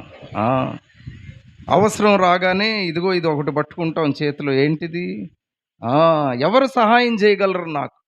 ఫోన్ పట్టుకొని ఇక వరుస, ఫలానా సమస్య వచ్చింది నాకు, ఫలానా ఇబ్బంది వచ్చింది నాకు, ఎవరు సహాయం చేయగలరు? ఎవరు నన్ను ఆదుకోగలరు? కరువులో పోషించువాడు, మన అవసరత తీర్చువాడు, మనలను నడిపించువాడు మన ప్రభు అయిన. అంతే. చదువుదాం 33వ కీర్తన 19వ వచనం. గోషెను ఫలవంతమైన భూభాగము. కరువులో సజీవులుగా ఉంచేది గోషెను, మనలను పోషించున్నది గోషెను. 33వ కీర్తన 19వ వచనం చదువుదాం. యెహోవా దృష్టి ఆయన యందు భయభక్తులు గల వారి మీద ఉన్నది. ఆయన కృప కొరకు కనిపెట్టే వారి ఎవరి మీదను. దృష్టి? అమ్మ, ఎవరి దృష్టి? సౌండ్ పెట్టండి. ఆయన దృష్టి ఎవరి మీద ఉంది? ఆయన యందు భయభక్తులు గల వారి మీద నిలిచి ఉన్నది. అవసరం వచ్చినప్పుడు ఎవరికి మొర పెట్టాలి మనం? అమ్మ చెప్పండి, ఎవరి వైపు చూడాలి? అంతే. సమస్య ఎదురైనప్పుడు మనకు ఆశ్రయం ఎవరు? ప్రభువే. శ్రమ ఎదురైనప్పుడు ఎవరి వైపు చూడాలి? ప్రభు వైపే మనము చూడాలి. మనుషులు కూడా చెప్తారు, నేను నీకు సహాయం చేస్తా, ఏం పర్లేదు అంటారు. అన్నారా లేదా? అన్నారు. ఏం పర్లేదు, నువ్వు ఫోన్ చేయి నాకు కదా, అవసరం వస్తే నువ్వు నాకు ఫోన్ చేయి, 5 నిమిషాల్లో నీ ముందుంటా అంటారు. అన్నారా లేదా? నిజంగానే అవసరం వచ్చి ఫోన్ చేస్తే ఫోన్ తీస్తారు వీళ్ళు అసలు. అమ్మ, మనుషుల వలన సహాయము మనకు లేదు, కానీ మన ప్రతి పరిస్థితిలో మనకు సహాయము చేయువాడు మన ప్రభు అయినా. అంతే. నీవే స్థితిలో ఉన్నా, ఎలాంటి పరిస్థితిలోనైనా దేవుని సన్నిధిలో మొరపెడితే నిన్ను ఆదుకొనువాడు ఆయనే, బలపరచువాడు ఆయనే, నడిపించువాడు ఆయనే. అందుకే అంటూ ఉన్నాడు, యెహోవా దృష్టి ఆయన యందు భయభక్తులు గల వారి మీద, ఆయన కృప కొరకు ఆయన కనిపెట్టు వారి కృప మీదను కొరకు కనిపెట్టు వారి మీద నిలుచుచున్నది. నిలుచుచూ ఉన్నది. ఆయన వైపు చూద్దాం. మన ప్రతి పరిస్థితిలో, ప్రతి అవసరతలో ఎవరి వైపు చూడాలి? ప్రభువు వైపు చూడాలి. ఆయన సహాయం చేస్తాడా లేదా? అమ్మ చేస్తాడా? నిజంగానే చేస్తాడా? ఏమన్నా అనుమానం ఉందా? అందుకే అన్నాడు, అడుగు వాటి కంటేను, ఊహించు వాటి కంటేను ఎంత ఇస్తాడు? ఎంత ఇస్తాడు? అత్యధికముగా దయచేయువాడు, ప్రతి అవసరత తీర్చువాడు, ఇరుకులో చెప్పండి విశాలత దయచేయువాడు, శ్రమలో, శోధనలో, వేదనలో జయమును దయచేయువాడు. తన తండ్రిని తన యొద్దకు పిలుచుకుంటున్నాడు యోసేపు. అసలు అప్పటి వరకు యోసేపు ఎక్కడున్నాడో ఎవరికి తెలియదు. తెలుసా? తెలియదు. యోసేపే గుర్తుపట్టాడు అన్నలను. అంతేనా? గుర్తుపట్టాడా? వచ్చారు అన్నలు. ఎవరి దగ్గరకు వచ్చారు? యోసేపు దగ్గరకు వచ్చారు. అయ్యా, మాకు కూడా ఆహారం కావాలి, మాకు కరువు ఉంది, మాకు ఆహారము కావాలి. అన్నలు యోసేపు దగ్గరకు వస్తే యోసేపు గుర్తించాడు అన్నలను. వారందరినీ గుర్తించి ఇప్పుడు అంటున్నాడు, తన తండ్రిని తన యొద్దకు పిలుచుకుంటూ ఉన్నాడు. తండ్రి వస్తూ ఉండగా యోసేపు వెళ్ళి తన తండ్రిని కలుసుకుంటూ ఉన్నాడు. ఎక్కడ కలుసుకున్నాడు? గోషెనులో కలుసుకున్నాడు. అది ఫలవంతమైన భూమి. వారు అడుగుతున్నారు, అయ్యా మాకు కరువు ఉంది, మా పశువులకేమో మేత కావాలి, దయచేసి మేత ఉన్న స్థలం ఉంది మీ దేశంలో. అది ఏ స్థలము? గోషెను. మా పశువులకు మేత దొరుకునట్లు మేము గోషెనులో ఉండడానికి మాకు అనుమతి దయచేయమంటూ ఉన్నారు. గోషెను కరువులో మనలను సజీవులుగా ఉంచున్నది. మనలను పోషించే స్థలము గోషెను. ఎవరికి సూచన అన్నాను? మన ప్రభు అయిన మనకు సహాయము చేయువాడు ఆయనే, ప్రతి పరిస్థితిలో నడిపించువాడు ఆయనే, ఇరుకులో విశాలత దయచేయువాడు ఆయనే. భయంకరమైన పరిస్థితులు ఎదుర్కొంటూ ఉన్నావు నీవు. నిజమే, ఇబ్బందికర పరిస్థితులు ఎదుర్కొంటూ ఉన్నావు. చాలా కఠినమైన పరిస్థితులు ఎదుర్కొంటూ ఉన్నావు. ఇక నా వల్ల కాదనుకుంటున్నావేమో. నిన్ను నడిపించగల సమర్థుడు ప్రభు అయిన యేసుక్రీస్తు. ఆయనకు అసాధ్యమైనది ఏది లేదు. చెప్పండి, ఏది? అంతే. మనలను పోషించి, బలపరిచి, నడిపించి జయం ఇవ్వగలవాడు మన ప్రభు అయిన యేసుక్రీస్తు. ఆయన దృష్టి ఆయన యందు భయభక్తులు గల వారి మీద నిలిచి ఉన్నది. ఆయన దృష్టి ఆయన కృప కొరకు కనిపెట్టు వారి మీద నిలిచి ఉన్నది. 37వ కీర్తన 19వ వచనం కూడా చదువుదాం. 37వ కీర్తన 19వ వచనం. ఆపత్కాలమందు వారు సిగ్గునందుదురు. వారు సిగ్గునందుదురు. అరే సారీ ఆపత్కాలమందు వారు సిగ్గునందరు. వారు సిగ్గు నొందరు.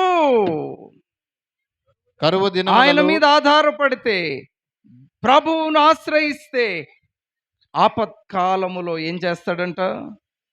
సిగ్గు. ఆయన మనలను సిగ్గుపరచాడు. సిగ్గుపరుస్తాడా? అవును. ఆపత్కాలమందు వారు సిగ్గునొందరు, కరువు దినములందు వారు తృప్తి పొందుదురు. ఏ దినములలో? అసలు మామూలు దినాల్లోనే కష్టం, కానీ ఏ దినాల్లో అంట తృప్తి? కరువు దినములలోనే తృప్తిని దయచేవాడు ప్రభు అయినా. అవును. దేవుని శక్తిని నీవు ఆశ్రయిస్తే, దేవుని కృపను నీవు ఆశ్రయిస్తే, దేవుని మీద నీవు ఆధారపడితే, నీ ప్రతి పరిస్థితుల్లో, ప్రతికూల పరిస్థితుల్లో నిన్ను బలపరిచి నడిపించగల సమర్థుడు ప్రభు అయిన యేసుక్రీస్తు. ప్రతి అవసరతను తీర్చువాడు ఆయనే. ప్రభువే బలపరిచి సమృద్ధిని దయచేయువాడు ఆయనే. అందుకే అంటూ ఉన్నాడు, కరువులో నీవు తృప్తి పొందు. తృప్తి పొందుదువు. ఎంత మంచి మాట అది. అన్నలు అడుగుతా ఉన్నారు, అయ్యా ఫరోతో మొర పెట్టుకుంటా ఉన్నారు, మా పశువులకు ఆహారం కావాలి, మమ్మల్ని ఎక్కడుండమంటావు? దయచేసి మాకు గోషెనులో కొంత స్థలం ఇవ్వు.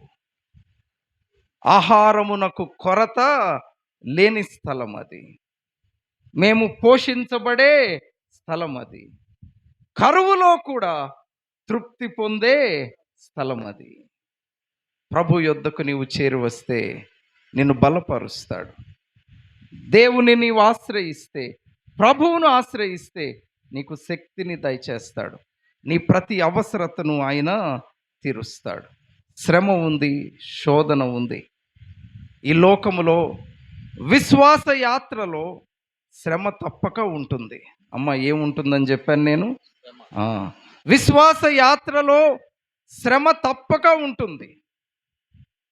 మాకు ఈ మధ్య విజయవాడలో పరిచర్య అంతా పాడైపోయింది.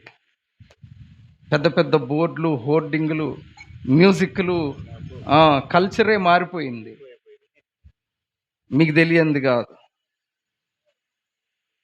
బోర్డులు పెడతారు బయట, పెద్ద పెద్ద బోర్డులు, రండి మీ దుఃఖ దినములు అబ్బా సమాప్తము.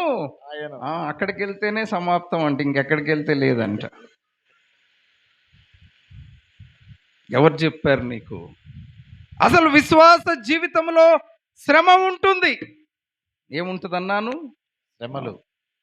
ఈ లోకములో ప్రభువునందు విశ్వాసం ఉంచి నీవు ముందుకు సాగునప్పుడు నీ జీవిత యాత్రలో, విశ్వాస యాత్రలో శోధన ఉంటుంది. కానీ ఆ శ్రమలో, ఆ శోధనలో, ఆ వేదనలో, ఆ కరువులో నిన్ను నడిపించువాడు ప్రభు అయిన యేసుక్రీస్తు వారు. కరువులో నీవు తృప్తి పొందుదువు. అవును, ప్రతి పరిస్థితిలో కూడా మనలను నడిపించువాడు ప్రభు అయిన యేసుక్రీస్తు. ఆపత్కాలమందు వారు సిగ్గునొందరు, కరువు దినములలో వారు తృప్తి పొందుదురు. యోబు గ్రంథం చదువుదాం, 5వ అధ్యాయం. యోబు గ్రంథం 5వ అధ్యాయం. కరువులో సజీవులుగా ఉంచి పోషించే స్థలమే గోషెను. యోబు గ్రంథం 5వ అధ్యాయం 19వ వచనం. 6 బాధల్లో నుండి 6 బాధలలో నుండి ఆయన నిన్ను విడిపించును. ఆయన నిన్ను విడిపించును. 7 బాధలు కలిగినను. బాధ ఉంది, శ్రమ ఉంది, శోధన ఉంది. ఆయన నన్ను విడిపించును. ఆయన నన్ను విడిపించును. శ్రమలో మనకు ఆధారం ఎవరు? ప్రభు అయిన యేసుక్రీస్తు. శోధనలో ఆధారం ఎవరు? ప్రభు అయిన యేసుక్రీస్తు. దుఃఖములో, వ్యాధి బాధలో, కలతలో, కన్నీటిలో మనము చూడవలసింది ఎవరి వైపు? ప్రభు అయిన యేసుక్రీస్తు వైపు. వివరిస్తూ ఉన్నాడు, 6 బాధలలో నుండి ఆయన నిన్ను విడిపించును. 7 బాధలు కలిగినను. ఎన్ని బాధలమ్మా? 7. మనం ఒకటి ఎదురైతేనే అమ్మో అయ్యో అయ్యో కుర్రో మొర్రో అంతే. అవునా? ఎన్ని బాధలు? 7 బాధలు కలిగినను నీకు ఏ కీడును తగలదు. అబ్బా ఎంత శ్రేష్టమైన మాట అది. అమ్మ విన్నావు? ఎన్ని బాధలంట? 7 బాధలు కలిగినను అసలు నీకు కీడే తగలదు. ఎంత శ్రేష్టమైన మాట. శ్రమలో నీవు సంతోషించాలి. అమ్మా ఏం కలిగినప్పుడు సంతోషించమన్నాను? చెప్పారా? కరెక్ట్గానే చెప్పారా మీరు? ఏం కలిగినప్పుడు సంతోషించమన్నాను? శ్రమ ఎదురైనప్పుడు సంతోషించు, ఆనందించు. వీళ్ళిద్దరిని తీసుకెళ్ళి చెరసాలలో పెట్టారమ్మా. సంకెళ్లతో బంధించారు. కొట్టి బంధిస్తే అర్ధరాత్రి వేళ వీళ్ళిద్దరు ఏం చేస్తున్నారు? పాటలు పాడచ్చు. అమ్మ పాటలు పాడుతున్నారు. అందుకే నేను అంటున్నాను, శ్రమ వచ్చినప్పుడు నీవు దేవునిలో ఆనందించు, సంతోషించు. అందుకే ప్రభువు కూడా అన్నాడు, నా నిమిత్తము జనులు మిమ్మును నిందించి హింసించి మీ మీద అబద్ధ సాక్ష్యములు పలుకున్నప్పుడు మీరేం చేయాలి? సంతోషించి ఆనందించుడి. ఎందుకు? పరలోకమందు మీ ఫలము అధికమగును. దేవుని కొరకు శ్రమను అనుభవించు వారముగా మనం ఉండాలి. ఎందుకని? శ్రమలో కూడా మనతో ఉండి మనలను ఆయన బలపరచువాడు, మనలను నడిపించువాడు, మనకు శక్తిని దయచేయువాడు. 6 బాధలలో నుండి ఆయన నిన్ను విడిపించును. 7 బాధలు కలిగినను అసలు ఏ కీడు కూడా నీకు కలుగదు. ఎంత మంచి మాట! మనం ఆధారపడవలసింది ప్రభు అయిన యేసుక్రీస్తు మీద. ఆయనే నిన్ను నడిపించగలడు, ఆయనే మనకు శక్తిని దయచేయగలడు, ఆయనే మనకు తోడయుండి జయం ఇవ్వగల సమర్థుడు. కరువులో పోషించు స్థలము గోషెను, కరువులో సజీవులుగా ఉంచు స్థలము గోషెను. కరువు వస్తే ఏమవుతుంది? ఆహారం లేక అలమటించి చనిపోయే స్థితి. కానీ బ్రతికించేదే గోషెను. ఈ జీవిత యాత్రలో, విశ్వాస యాత్రలో నిన్ను బలపరిచి నడిపించువాడు ప్రభు అయిన యేసుక్రీస్తు. ఎలాంటి పరిస్థితి అయినా, శ్రమలో, శోధనలో, వేదనలో, కన్నీటిలో నీతో ఉండి నిన్ను నడిపించగల సమర్థుడు ప్రభు అయిన యేసుక్రీస్తు. 7 బాధలు కలిగినను ఏ కీడు నీకు తగులదు. 20వ వచనం కూడా చదువుదాం.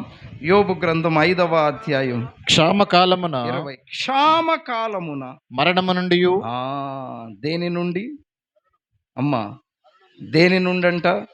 క్షామకాలమున, కరువులో, మరణము నుండి, యుద్ధమున, ఖడ్గబలము నుండి నిన్ను తప్పించును, విడిపించువాడు.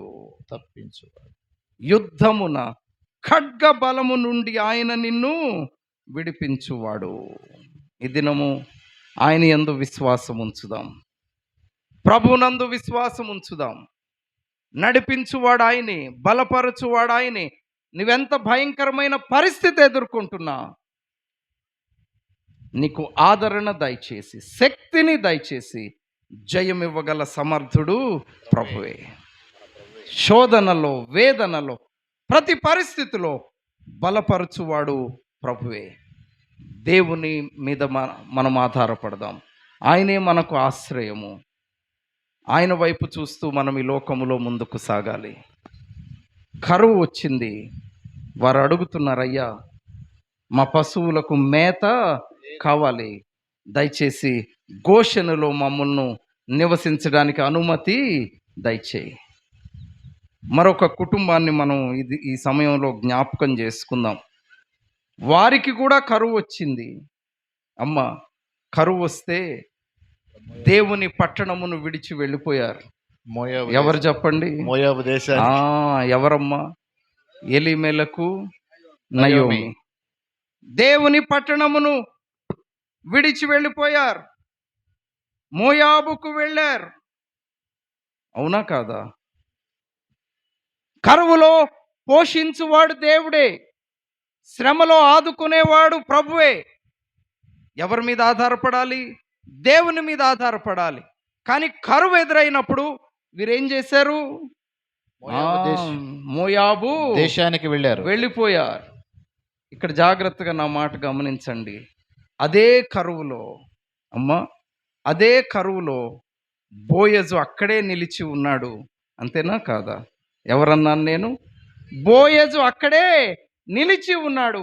దేవుడు బోయజును బ్రతికించాడు. ఎంతగా బ్రతికించాడు? వాళ్ళు తిరిగి వచ్చారు.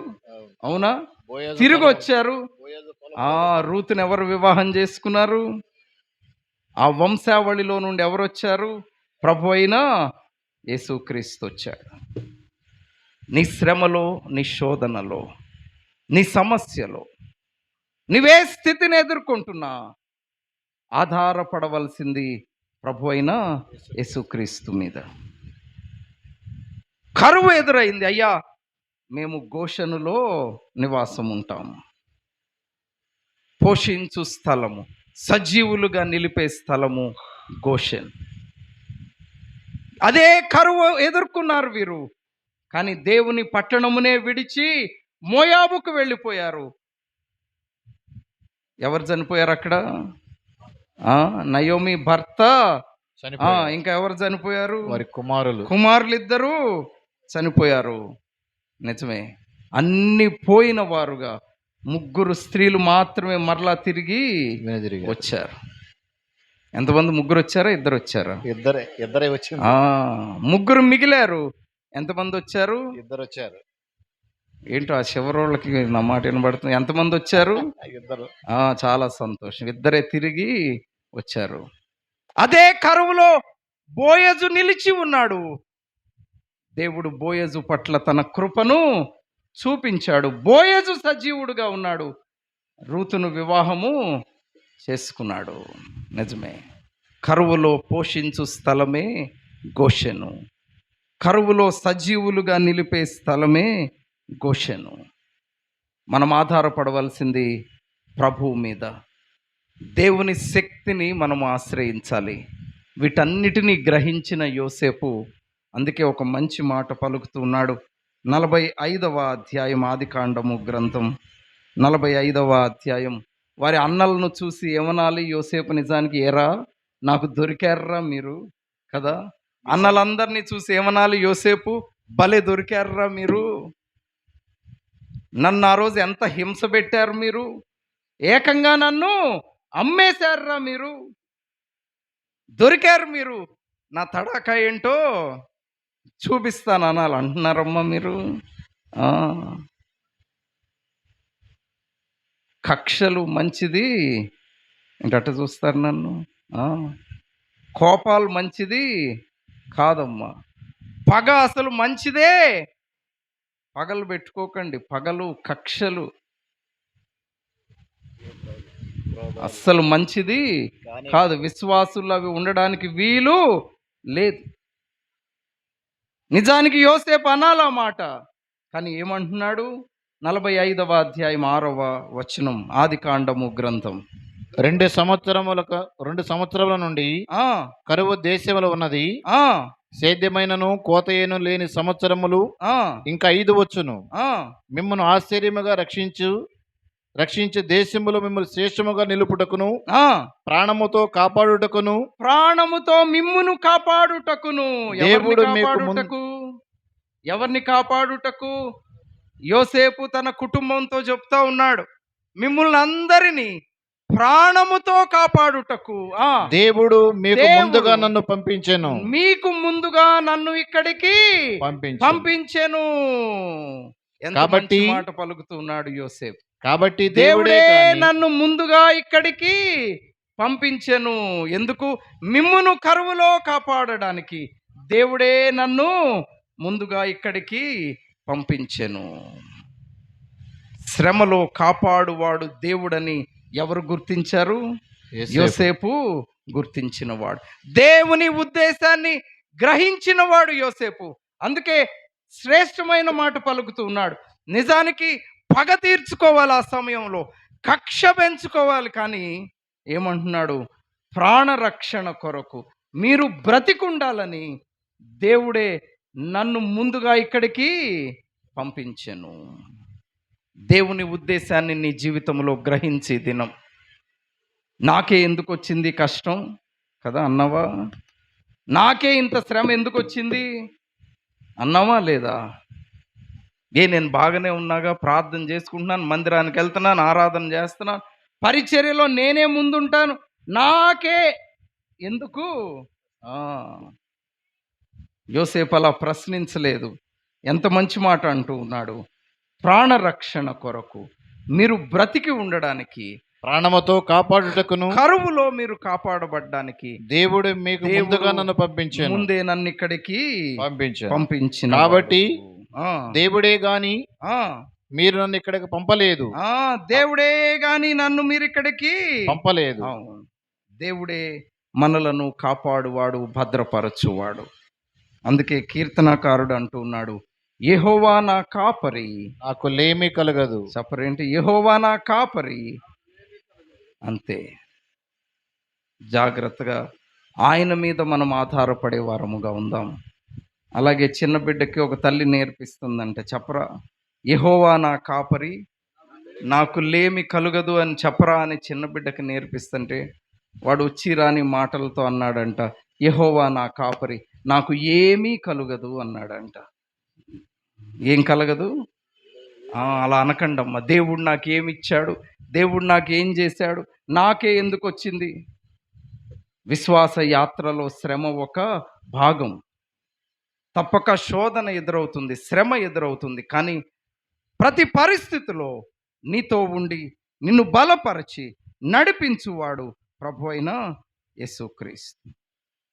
దైవ గ్రంథంలో మరొక రాజును మనం గమనిస్తే, ఈ రాజు మీద పరాయి రాజు యుద్ధానికి బయలుదేరి వచ్చాడు. దేవుని ప్రజల మీదకి శత్రు రాజు యుద్ధానికి బయలుదేరి వచ్చాడు. ఆ రాజు భయపెడుతూ ఉన్నాడు, సవాలు చేస్తున్నాడు, దేవుని ప్రజలకు సవాలు విసురుతున్నాడు. మీ రాజును మీరు నమ్ముకోవద్దు, కరువుతో మిమ్మల్ని చంపేస్తాడు, కరువుతో మిమ్మల్ని చంపేస్తాడు, ఆయన మీద ఆధారపడొద్దు.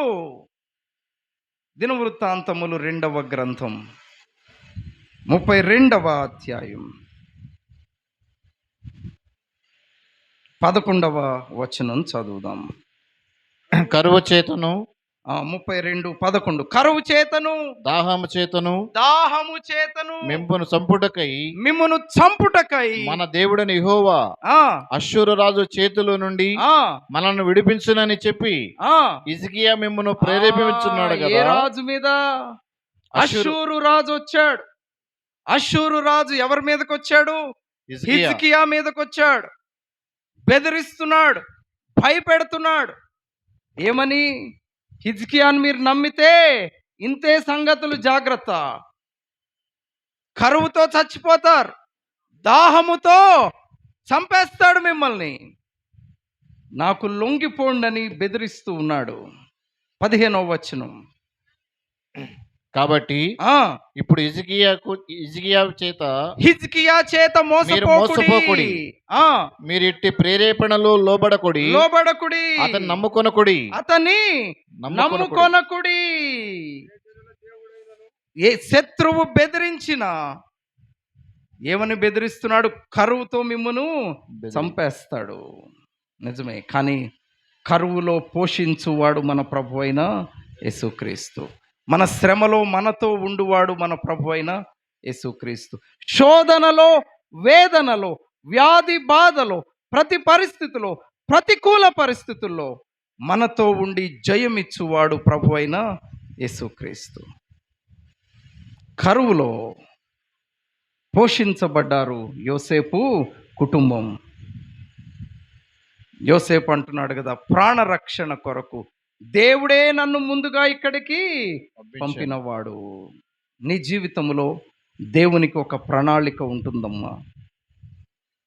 ప్రతి ఒక్కరి జీవితం పట్ల దేవునికి ఒక ఉద్దేశం ఉంది.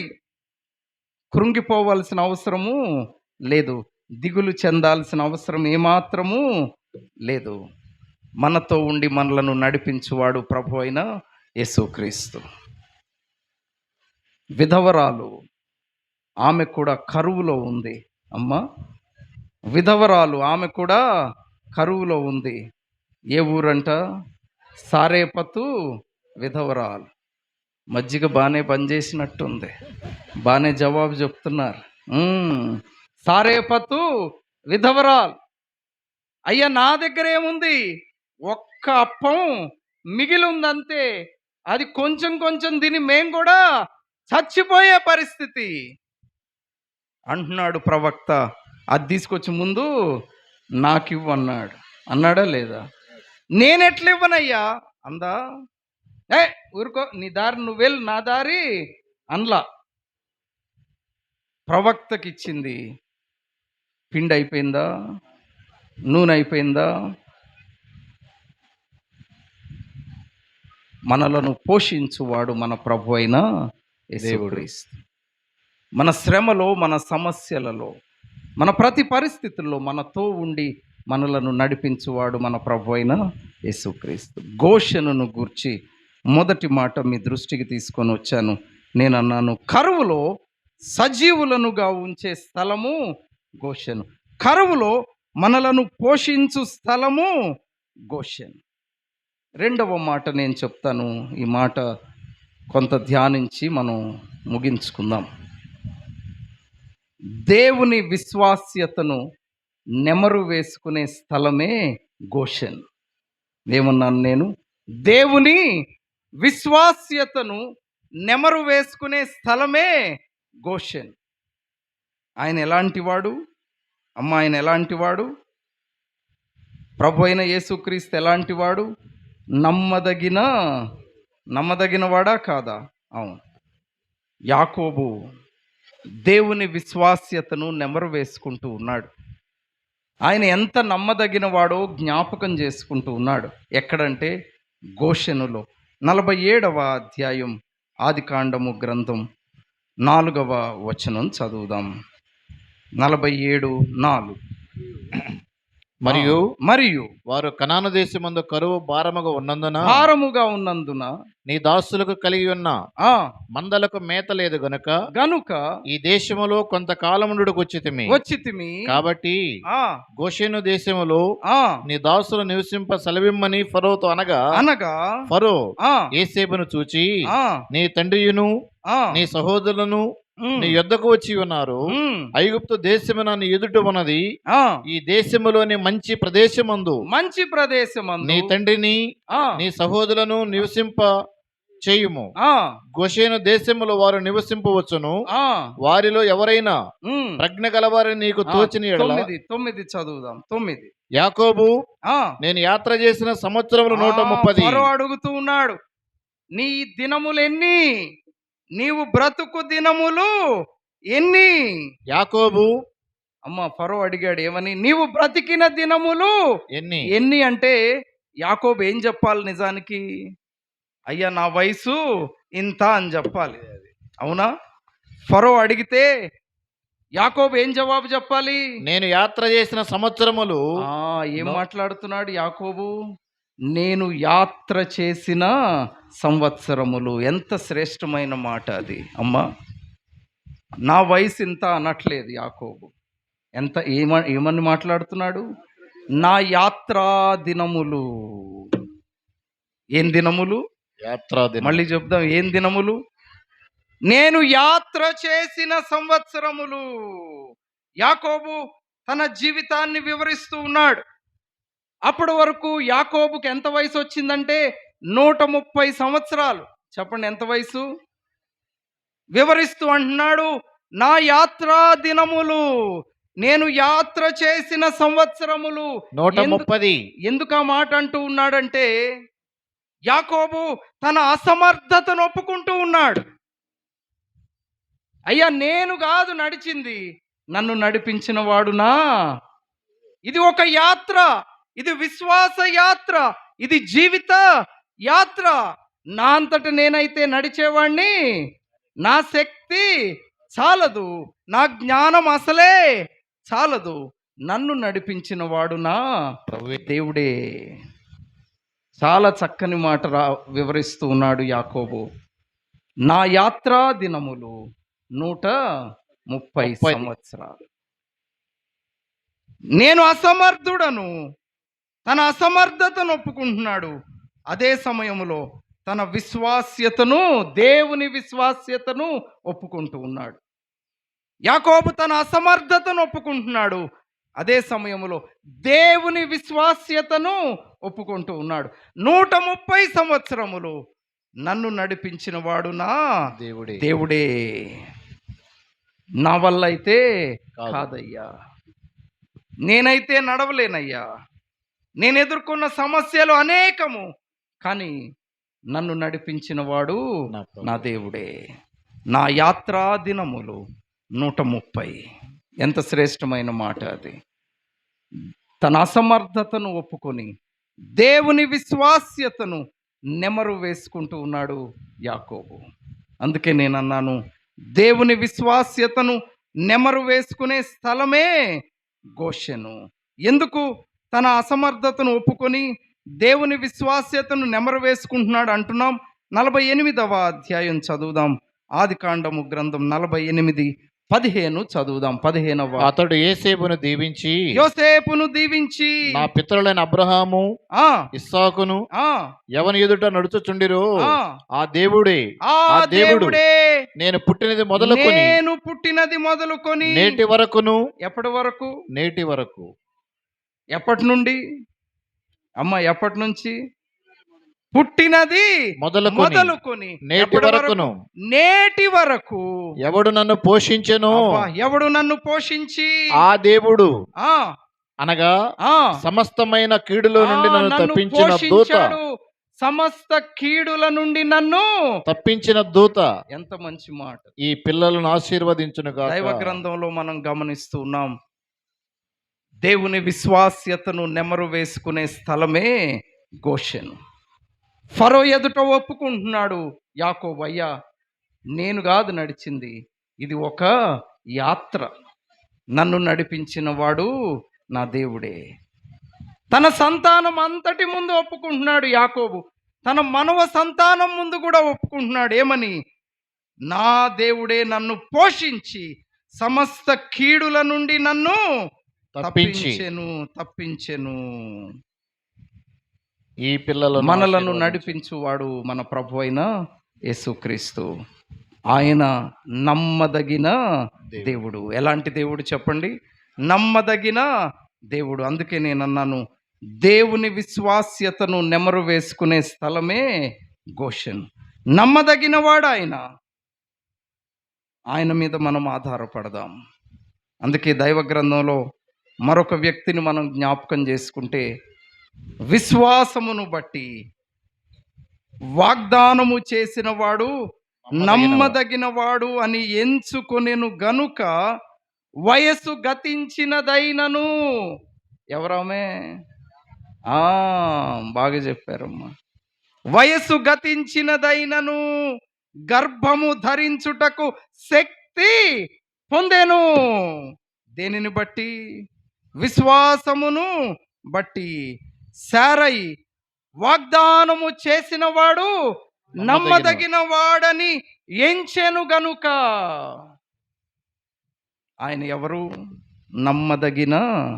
చెప్పండి మరలా, ఎవరైనా నమ్మదగిన.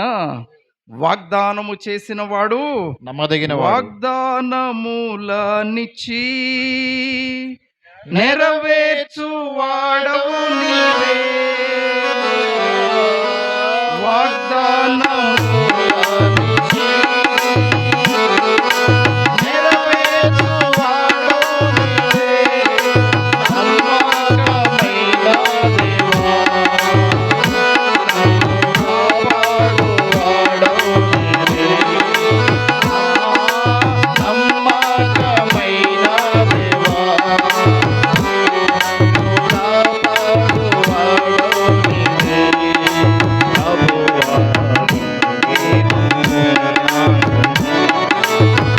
నమ్మకమైన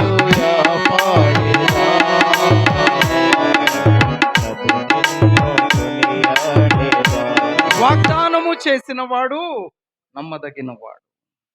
తన విశ్వాస్యత, దేవుని విశ్వాస్యతనేమిటో నెమరు వేసుకుంటూ ఉన్నాడు యాకోబు. అయ్యా నా యాత్రా దినములు 130 సంవత్సరములు. నేను కాదు నడిచింది, నన్ను నడిపించిన వాడు నా దేవుడే. శారయి ఏం చేస్తుందంట? నమ్మదగిన వాని మీద తన దృష్టిని నిలిపింది గనుక శారా గర్భము ధరించి. ఈ వ్యక్తిని కూడా అపహాస్యం చేశారు. ఏంది, వర్షం పడుతుందా అంటే ఏంటి అన్నారు. తుఫాన్ వస్తుందా అంటే ఏంటి అన్నారు. జలప్రళయమా అంటే అర్థం తెలుసా నీకని హేళన చేశారు, అపహసించారు. అయినా కడుతూనే ఉన్నాడు. ఏం కట్టాడు? ఓడను కట్టి. అమెరికా దేశంలో నోవాస్ ఆర్క్ కట్టారు. నోవహు ఓడ అవే కొలతలతో అవే అంతస్తులతో నోవహు ఓడ కట్టారు. నేను వెళ్ళాను. దాన్ని చూడాలంటే పొద్దున్నే వెళ్తే సాయంత్రం కూడా సరిపోదు. అన్ని ఎంత బ్యూటిఫుల్గా, అసలు ఎన్ని అంతస్తులో, అసలు ఏ పక్షులు ఎక్కడ, ఏ పశువులు ఎక్కడ, చాలా చాలా అద్భుతంగా కట్టారు. పెద్దది, చాలా పెద్దది. విశ్వాసమును బట్టి నోవహు ఏం చేశాడంట? తన రక్షణకు, తన కుటుంబ రక్షణ కొరకు ఓడను నిర్మించినవాడు. ఆయన నమ్మదగిన దేవుడు. దేవుని విశ్వాస్యతను నెమరు వేసుకునే స్థలమే గోషెను. ద్వితీయోపదేశకాండము గ్రంథం 7వ అధ్యాయం 6వ వచనం. త్వరగా మనం ముగించుకుందాం. ద్వితీయోపదేశకాండము గ్రంథం 7వ అధ్యాయం 6వ వచనం. నీవు నీ దేవుడని యెహోవాకు ప్రతిష్ఠిత జనము నీ దేవుడని యెహోవా భూమి మీదనున్న సమస్త జనముల కంటే నిన్ను ఎక్కువగా ఎంచి నిన్ను తనకు స్వకీయ జనముగా ఏర్పరచుకొనెను. మీరు సర్వజనుల కంటే విస్తార జనమని, మీరేదో ఎక్కువ ఉన్నారని యెహోవా మిమ్మల్ని ప్రేమించి మిమ్మల్ని ఏర్పరచుకొనలేదు. మీరు ఎక్కువ ఉన్నారని ఏర్పరచుకోలేదు. సమస్త జనముల కంటే మీరు లెక్కకు తక్కువే కదా, మీరు కొంచెమే. అయితే యెహోవా అందరికంటే తక్కువే. అయితే యెహోవా విస్తారమేమి కాదు. ఆయన విశ్వాస్యతను బట్టి, అయితే యెహోవా మిమ్మల్ని ప్రేమించేవాడు. మీరు ఈ దినము నిలిచి ఉన్నారు. ఆయన నమ్మదగిన వాడు గనుకే మీరు ఈ దినము నిలిచి ఉన్నారు. మిమ్మును ప్రేమించాడు, నిలబెట్టాడు, ఇంతవరకు నడిపించాడు. దేవుని విశ్వాస్యతను నెమరు వేసుకునే స్థలమే గోషెను. ఎంతవరకు నమ్మదగిన దేవుడు? 9వ వచనం కూడా చదువుదాం.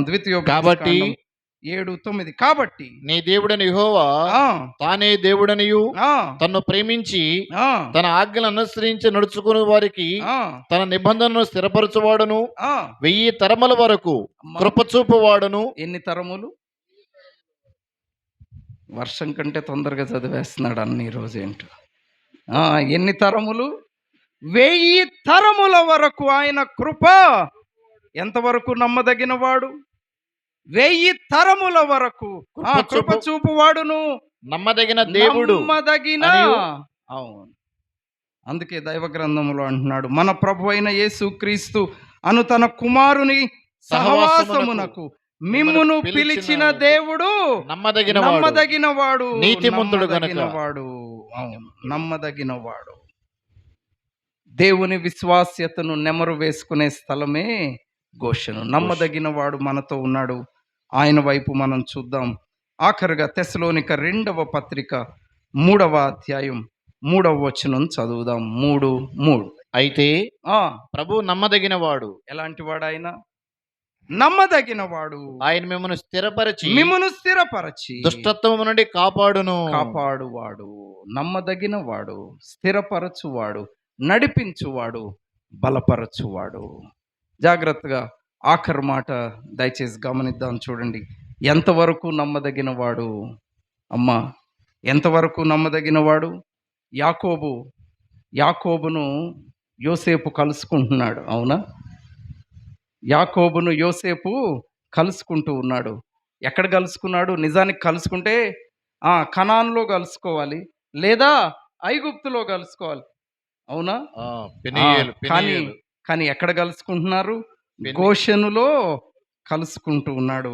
అదే రీతిగా లోకములో కాదు, పరలోకములో కాదు, ఆ మధ్యాకాశములో ఆయన మనలను కలుసుకోబోతూ ఉన్నాడు. ఆయన నమ్మదగిన దేవుడు. గోషెనును గూర్చి 2 మాటలు మీ దృష్టికి తీసుకొని వచ్చాను. మొదటిగా అన్నాము, కరువులో సజీవులుగా ఉంచి మనలను పోషించే స్థలమే గోషెను. రెండవది, దేవుని విశ్వాస్యతను నెమరు వేసుకునే స్థలమే గోషెను. నమ్మదగిన వాడు, ఆయన మీద ఆధారపడదాం. నమ్మదగిన దేవుడు, ప్రభు వైపు చూస్తూ దేవుని శక్తితో జయముతో ముందుకు సాగుదాం. ప్రభు మన కొరకు ఈ మాటలను ఆశీర్వదించునుగాక. ప్రార్థన చేద్దాం. ప్రార్థన చేద్దాం. మహోన్నతుడు అయిన తండ్రి, వాక్య ధ్యానంలో మీరు చూపిన కృపకై స్తోత్రాలు ప్రభువా. నీవు నమ్మదగిన దేవుడవు, మాతో ఉన్న దేవుడవు, మా కొరకు ప్రాణము పెట్టిన దేవుడవు, నీ సమస్తాన్ని అప్పగించిన దేవుడవు. ఆఖరు వరకు నిరంతరము మమ్మలను నడిపించే దేవుడైనందుకు స్తోత్రాలు చెల్లిస్తున్నాం. వాక్యమును ప్రతి హృదయములో ఫలింపచేయండి ప్రభువా. నిలిచి పని జరిగిస్తున్న మీ దాసులను మీరు బలపరచండి, సంఘాన్ని దీవించండి. చేరువచ్చిన ప్రతి బిడ్డను మీరు బలపరచమని ప్రార్థిస్తున్నాం. సభలను ఇంతవరకు మీరు ఆశీర్వాదకరంగా జరిగించినందుకు స్తుతులు చెల్లిస్తూ, ఇంకా జరగవలసిన సభలను మీరే దీవెనకరంగా జరిగించమని మా ప్రభువును ప్రియ రక్షకుడైన క్రీస్తు యేసు అత్యున్నత నామంలో స్తుతించి ప్రార్థిస్తున్నాము తండ్రి. ఆమేన్. అందరికీ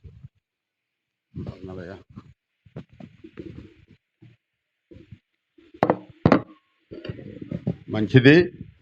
దేవుడు తన దాసుని ద్వారా శ్రేష్టమైన మాటలు ఘోషణను గురించి మరి వివరంగా వినిపించాడు. వాస్తవంగా మరి తండ్రికి మించిన తనయుడిగా ఉన్నాడు.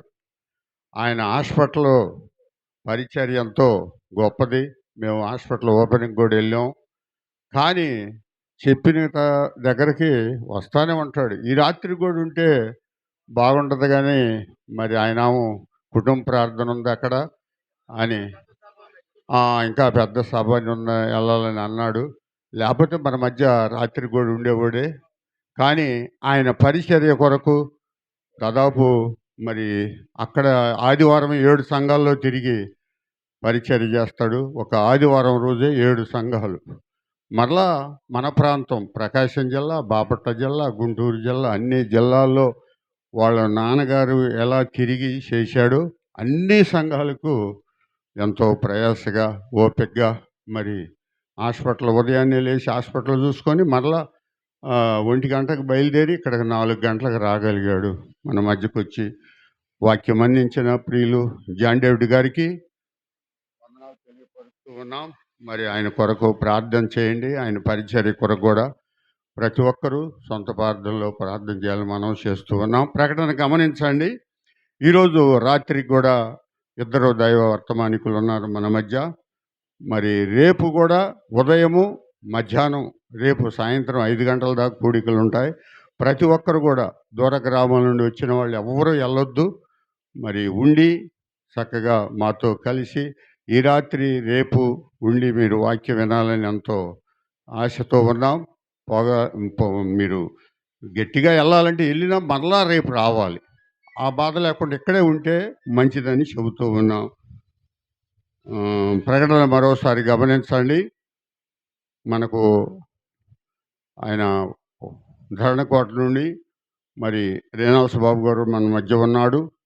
అలాగే ఐజగ్ బాబు గారు, ప్రేమానందం గారు, మరి అనీష్పాలి నుండి జయరా గారు కూడా ఉంటారు. ఈ రాత్రికి 2 దైవ సేవకులు మన మధ్య ఉంటారు. రేపు ఉదయకాలం 3 వర్తమానాలు ఉంటాయి. రేపు మధ్యాహ్నం కూడా 2 దైవ సేవకులు వాక్యాన్ని అందిస్తారు. శ్రద్ధగా మనం విని ఆలకిద్దాం. మీరు ఉండి ఈరోజు కూడా మాతో కలిసి రేపు మధ్యాహ్నం సాయంత్రం 5 గంటల దాకా ఉండి వెళ్ళాలని ప్రేమతో మనం చేస్తూ ఉన్నాం. చివరి ప్రార్థన చేసుకొని మనము ఈ కూడికను ముగించుకుందాం. మహాపరిశుద్ధుడు అయిన తండ్రి, కృపగల దేవ, మీ ఘనమైన శ్రేష్టమైన అమూల్యమైన నామమును బట్టి మీకు వందనములు, స్తోత్రములు, స్తుతులు చెల్లిస్తూ ఉన్నాం. నాయన 2వ దినం మరి ఉదయకాలము 3 దాసుల ద్వారా శ్రేష్టమైన మాటలు వినిపించారు. అలాగే మధ్యాహ్నం మరి ప్రేమానందం గారి ద్వారా, అలాగే నాయన డాక్టర్ జాన్ డేవిడ్ గారి ద్వారా శ్రేష్టమైన మాటలు వినిపించారు. మీ స్తోత్రాలు. జాన్ డేవిడ్ గారు మరలా తిరుగు ప్రయాణంలో క్షేమంగా అక్కడికి వెళ్ళి ఆ సభల్లో కూడా చక్కగా మాట్లాడటానికి కృప చూపండి. ఆయన పరిచర్యను కూడా దీవించి ఆశీర్వదించండి. మరలా రాత్రికి ఇక్కడ జరిగే కూడికలో రేపు ఉదయం, రేపు మధ్యాహ్నం కూడికలో కూడా మీరే ఉండి మంచి వాతావరణంలో జరిగించమని, మీకే ఘనత ప్రభావములు ఆరోపించుకుందువని యేసుక్రీస్తు ఘనమైన శ్రేష్టమైన అమూల్యమైన నామమునే స్తుతించి ప్రార్థించి అడిగి వేడుకొనుచు ఉన్నాము తండ్రి. ఆమేన్. అందరికీ వందనాలు. కూడిక ముగించబడింది. సెలవు తీసుకున్నాం.